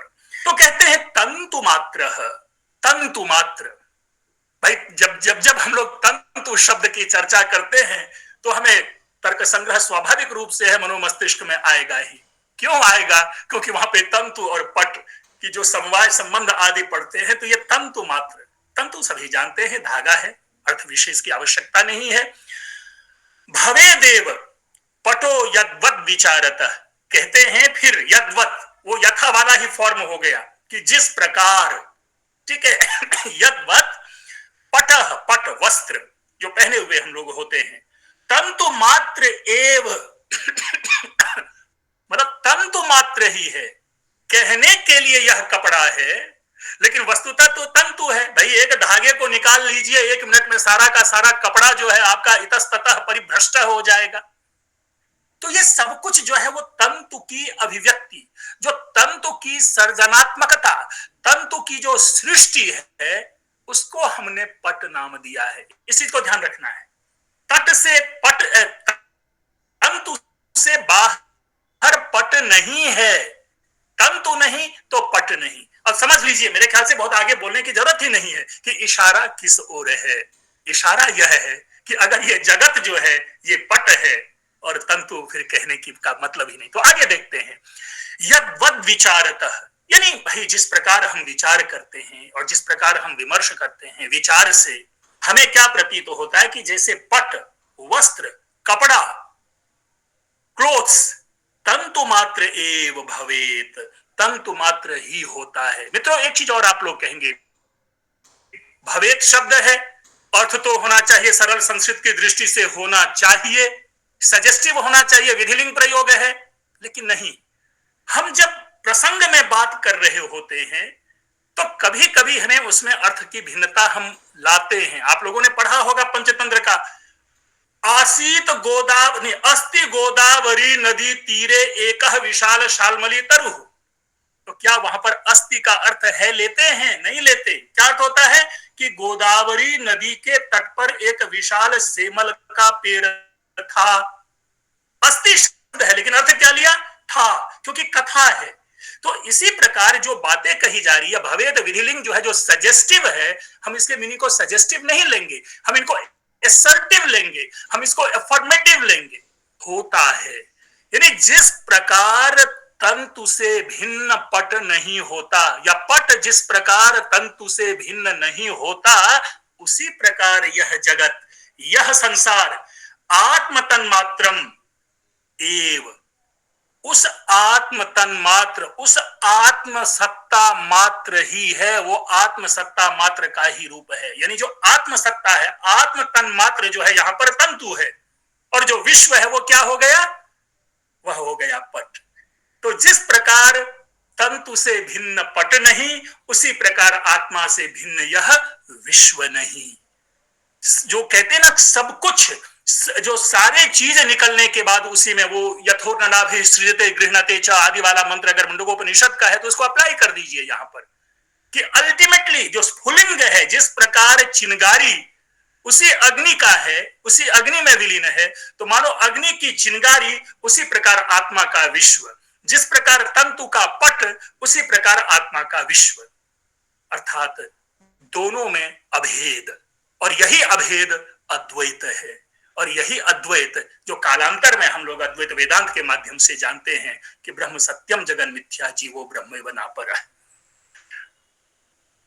नेक्स्ट, ओ नेक्स्ट क्या, मैं तो आखिरी पे पहुंच गया हूं। ये बड़ा सुंदर जो एक दिया है। मैंने पहले भी कहा कि हमारे यहाँ जो दृष्टांत दिए जाते हैं, हमारे यहाँ जो उदाहरण दिए जाते हैं, वो हमारे पास चतुर्दिक विद्यमान तत्वों से दिए जाते हैं। दर्शन में अवधारणा है घट पट कट। क्यों इन्हें तीनों के उदाहरण दिए जाते थे? भाई रूम में पीने के लिए घड़ा है, कट बैठने के लिए चटाई होती थी, और पट हम पहन के बैठते थे। और शिष्य हो, सबका संबंध उससे साक्षात रहता है, इसीलिए वो उदाहरण हमें समझ में आता है। हमने इससे पहले पट और तंतु का उदाहरण दृष्टांत देखा। अब यहां पर एक और दृष्टांत के माध्यम से उसी तत्व को समझाया जा रहा है, उसी सिद्धांत की पुनः पुनः स्थापना की जा रही है। हम जब किसी बालक को कुछ समझा रहे होते हैं तो एक ही विषय को कई प्रकार से समझाते हैं, और कई प्रकार से समझाना यह नहीं है कि हम रिपीटेडली एक ही बात कह रहे हैं, बल्कि कई प्रकार से समझाने का निहितार्थ ही यही है कि उस शिष्य के मन में वह कथ्य, वह तथ्य सत्य बन के व्यवस्थित हो जाए, ताकि जीवन भर वह पथ्य बना रहे, अर्थात भली भांति उसके मनोमस्तिष्क में वह बस जाए। तो यहां पर गन्ने ईख का उदाहरण दिया जा रहा है। अगर हम सामाजिक आलोडन विलोडन करें, अभी तो हम दार्शनिक बात कर रहे हैं, लेकिन सामाजिक आलोडन विलोडन करें तो हम इससे पाएंगे कि देखिए उस काल में क्या था। उस काल में गन्ना जन जन में व्याप्त है। ईख सुगर केन जिसे कहते हैं, सबको समझ है, और ये आज का नहीं है, ये बहुत पहले का है। ये हमारी जो ये अष्टावक्र गीता, ये आज की नहीं है। अगर नहीं कुछ तो आज से आपको 5000 वर्ष पहले मानना ही पड़ेगा, क्योंकि हम वेस्टर्न टाइमिंग में बिलीव नहीं करते। जो वेस्टर्न हिस्टोरियन ने जो हमें टाइम दिया है, हम उस टाइम लाइन को नहीं मानते। वो कंफ्यूजिंग है, क्योंकि अगर हम ये मात्र माने कि अगर कलयुग का प्रारंभ जब से है, तो उससे पहले हमें इसे ले जाना पड़ेगा। और यदि कलयुग का प्रारंभ आज से 5000 वर्ष पहले, लगभग मैं बता रहा हूं, ये मत कह दीजिएगा कि सर कह रहे थे 5000 वर्ष पहले, मैं लगभग बता रहा हूं, क्योंकि जो उसका आप लोग सभी जानते हैं 3102, कहीं कहीं 3101 आता है, 2025 जोड़ दीजिए तो 5126 बनता है। तो जब ऐसी बातें की जाती है तो उससे भी पहले है ये। और हमारे उस समाज में, हमारी उस व्यवस्था में ये गन्ना है, और गन्ना कहीं बाहर से नहीं आया है, ये भारतीय है। इससे हम कहेंगे, कई लोग हमें सिखाते हैं कि भाई ये तो हमें बाहर से हमारे पास आया, ये तो भारत में था ही नहीं। यानी बाहर के लोग जब बोलेंगे और एक खास विचारधारा के लोग जब बोलते हैं तो लगता है कि हमें तो कुछ आता ही नहीं था और हमारे यहाँ कुछ नहीं था। लेकिन हमारा शास्त्र प्रमाण है, भारतीय ज्ञान परंपरा प्रमाण है कि हमारे पास क्या क्या चीजें थी। अस्तु, ये बहिर्विषय था, लेकिन मैंने पहले ही कहा कि सामाजिक अगर इसका हम अध्ययन करें तो वहां देखिए, जिस प्रकार अगर हम केवल लघु सिद्धांत कौमुदी के सूत्रों को रट लेते हैं, लेकिन वारणार्थानामीप्सितः जब पढ़ते हैं तो देखिए वहां पर क्या कहा जाता है। वहां पर गाम वारयति, किससे, यानी वो फसल उस समय थी। हम उसकी ओर ध्यान नहीं देते कि जिस फसल की चर्चा आ रही है उस पर ध्यान नहीं जाता, हम केवल उसमें पंचमी विभक्ति में लगे रहते हैं। लेकिन उस समाज को देखिए, वो उदाहरण वहां से ले रहा है। तो उस चीज को हमें माशेश्वम बदनाति, माशेसु, उड़द की खेती किस चरम पर होगी, जरा सोचिए कि वो उदाहरण में लिया जा रहा है। अस्तु, तो यहां कहते हैं यथैवेक्षु रसे कृप्ता तेन व्याप्तैव शर्करा। शर्करा चीनी कह ले, गुड़ कह ले, जो भी कह ले, मैं सिंपल यहां पर अर्थ लूंगा मिठास, अभिव्यक्ति के लिए। देखिए, कभी कभी हमारे लिए आवश्यक नहीं कि हम डिक्शनरी से ही शब्दों का अर्थ लें। हमारे लिए आवश्यक है कि अगर उसको हम समझ ले रहे हैं तो जिस लोक भाषा का हम व्यवहार करते हैं उसी लोक भाषा की अभिव्यक्ति हम रखें। तो शर्करा, उसी से शक्कर बना, कोई उसे गुड़ कहते हैं, कोई उसे चीनी कहते हैं। हम केवल यहां पर मिठास लेंगे। कहते हैं कि यथा एव, यथैव है यानी यथा एव, इक्षु रसे, इक्षु रस में, इक्षु सुगरकेन, गन्ना, ईख, उसके रस में। अभी हम लोगों ने नवंबर में छठ मनाया। छठ का यह आवश्यक जो है, जो चढ़ाया जाता है गन्ना, और हम लोग सभी चूसते हैं, उसके रस को लेते हैं। तो जिस प्रकार इक्षु रसे, कि उस गन्ने के रस में, कहते हैं, जरा पेज मेरा, हाँ, कृप्ता, कृप्ता अर्थात क्या है कि वो एक तरह से अध्यस्त है, वो उसमें व्याप्त है, उसमें समाहित है। तेन व्याप्तैव शर्करा, उसी तरह जिस प्रकार उस इक्षुरस में शर्करा व्याप्ता, उस गन्ने के रस में मिठास व्याप्त है, उसी प्रकार अब आगे देखिए क्या कह रहा है कि तथा विश्वम मयि कृप्तम, उसी प्रकार यह विश्व मुझ में कृप्त यानी अध्यस्त हैं। अब अध्यस्त भी समझ लीजिए, आप लोग सभी जानते होंगे, मैं छोटा सा एक चुटकुला सुनाता हूं ऑल द टाइम, उस अध्यास को, सुपर इंपोजिशन को समझाने के लिए, कि गर्मी का मौसम था, मई का महीना था, चिलचिलाती धूप थी। हमारे स्टीफेंस कॉलेज और हिंदू कॉलेज के बीच के रोड से ऊपर से पहाड़ी से एक मोटरसाइकिल चलाते हुए आ रहा था। उसने हिंदू कॉलेज के गेट पर एक कुछ चमचमाती हुई चीज देखी। वो जाते हैं, मोटरसाइकिल में ब्रेक लगाते हैं, नीचे झुकते हैं और उठाते ही गाली देते हुए कहते हैं कि थूकता भी है जैसे अठन्नी हो। ये उस अठन्नी, जो थूक के ऊपर, थूक को जो अठन्नी हमने समझा, उसके ऊपर में वह अठन्नी का अध्यास है, जिसे कि हम अपने दर्शन में वो सर्प और रस्सी और शुक्ति और रजत के माध्यम से समझते हैं। मेरी पुस्तक है, उस पुस्तक में भी मैंने यही उदाहरण दिया है कि झुककर और मुंह से गाली देते हुए भी कहता है कि थूकता भी है जैसे अठन्नी हो। उस समय अठन्नी चला करती थी जिसमें मैंने पुस्तक की रचना की थी। अब तो हमें कहना पड़ेगा कि 1 रुपए का सिक्का हो। तो कहते हैं यहां पर वही अध्यस्त होना, यानी अध्यस्त क्या होता है, जिसके ऊपर जिसका आरोपण हम करते हैं। तो जो आरोपित ज्ञान है वह अज्ञान है, अर्थात वो अध्यस्त हो गया उस वास्तविक ज्ञान के ऊपर। अगर वह रस्सी है, रस्सी को अगर हम सर्प समझ लेते हैं तो सर्प भले ही तात्कालिक भ्रमात्मक ज्ञान होता है, लेकिन वो यथार्थ नहीं है, वो वास्तविक ज्ञान नहीं है। वास्तविक ज्ञान तो रस्सी है। उसी तरह से अगर हम इस विश्व को ही यथार्थ ज्ञान समझते हैं तो यह विश्व यथार्थ नहीं है, ये तो केवल अध्यस्त है उस सत्य ज्ञान के ऊपर में, उस यथार्थ ज्ञान के ऊपर में। तो वही कह रहा है तथा मई, मई, अगर यही पंक्ति हम कहते इसमें गीता में, तो वहां पे कहते हैं भगवान श्री कृष्ण, मई सर्वमिदं प्रोतम। देखिए मई शब्द वहां पर भी है, मई शब्द यहां पर है, मई सर्वमिदं प्रोतम सूत्रे मणिगणा इव। यानी जिस प्रकार धागे में पूरे मणि मनके जो होते हैं, मोतियां लड़ी होती है, उसी प्रकार यह सारा का सारा जगत जो है वो मुझ में ओतप्रोत है। यहां पर भी वही बातें कही जा रही है कि मई सर्वम विश्वम कृप्तम। अब कृप्तम को गीता का प्रोतम बना दीजिए, छंद भेद भी नहीं होगा। हम इसे ऐसे भी कह सकते हैं कि यथा विश्वम मई प्रोतम, मई कृप्तम, मई अध्यस्थम, मई समाहितम, मई आश्रितम, जो भी ले ले। व्याप्तम फिर कहता है मया निरंतरम व्याप्तम, ये मुझ में व्याप्त है, निरंतर व्याप्त है। अब एक शब्द मेरे लिए यहां पर विमर्श का निकला, वह है निरंतरम।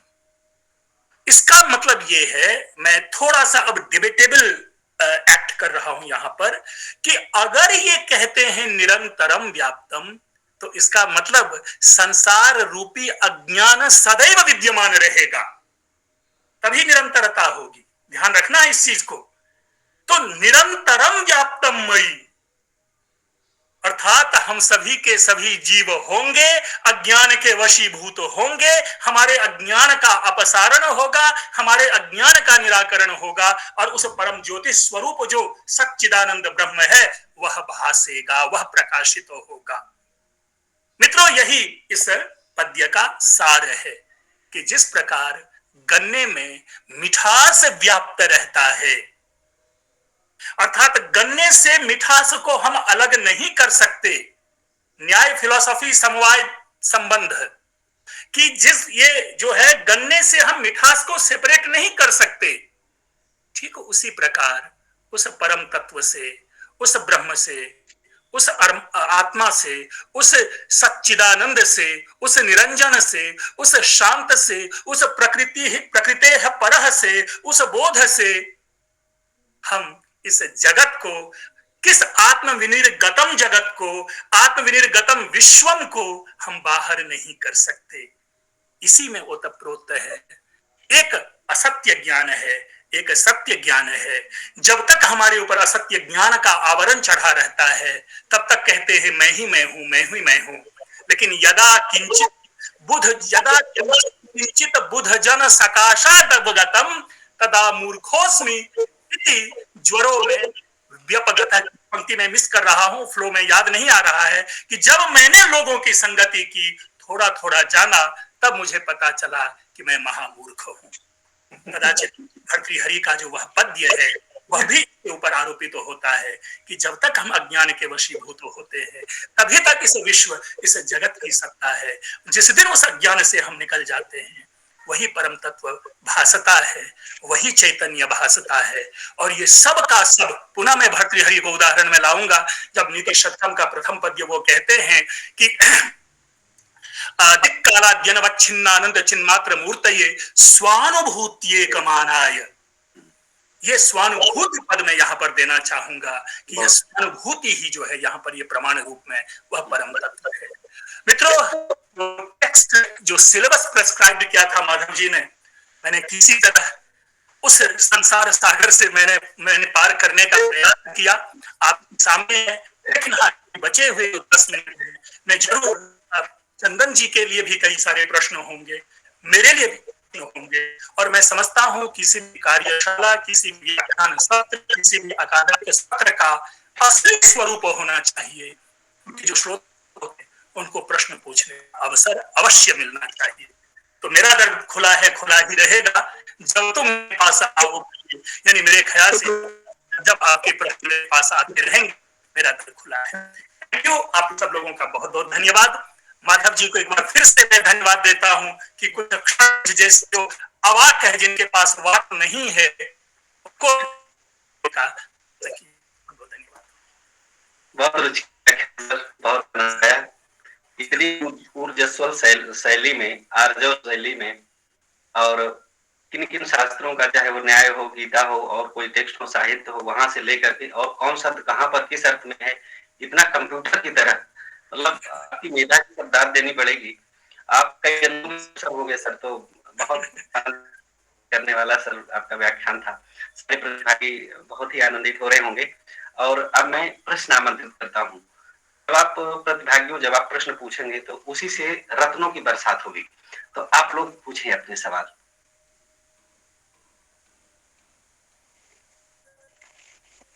कल बहुत लोग कृष्ण जी, हाँ पूछें, सवाल पूछ सकता है। अभी कोई पूछ नहीं रहा। जब दो तीन लोग होंगे तो मैं इंटरवीन करूंगा। अभी कोई भी व्यक्ति सवाल पूछ सकता है।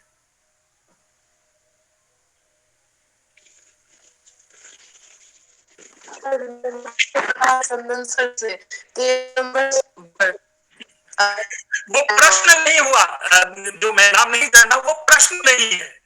वो तो आप कह रहे हैं कि सर एक बार फिर से। नहीं, मुझे बस सर मैं बोल रही हूँ जब शॉर्ट में, मतलब वो मैं समझ नहीं पाई, बाकी जैसे समझ आ गया। तो वो दो एक ही लाइन में बोलते, मुझे पूरी डिटेल नहीं चाहिए, एक ही लाइन में अगर कोई भी बोल दिया। एक रिक्वेस्ट है अगर पॉसिबल हुआ तो। सर आप हैं क्या? हाँ जी जी हैं। हाँ, सुष्मिता जी का सवाल देख लीजिए। सुष्मिता जी, मैं आपको बताता हूँ, ये है 13 नंबर का, यही आप कह रही होंगी।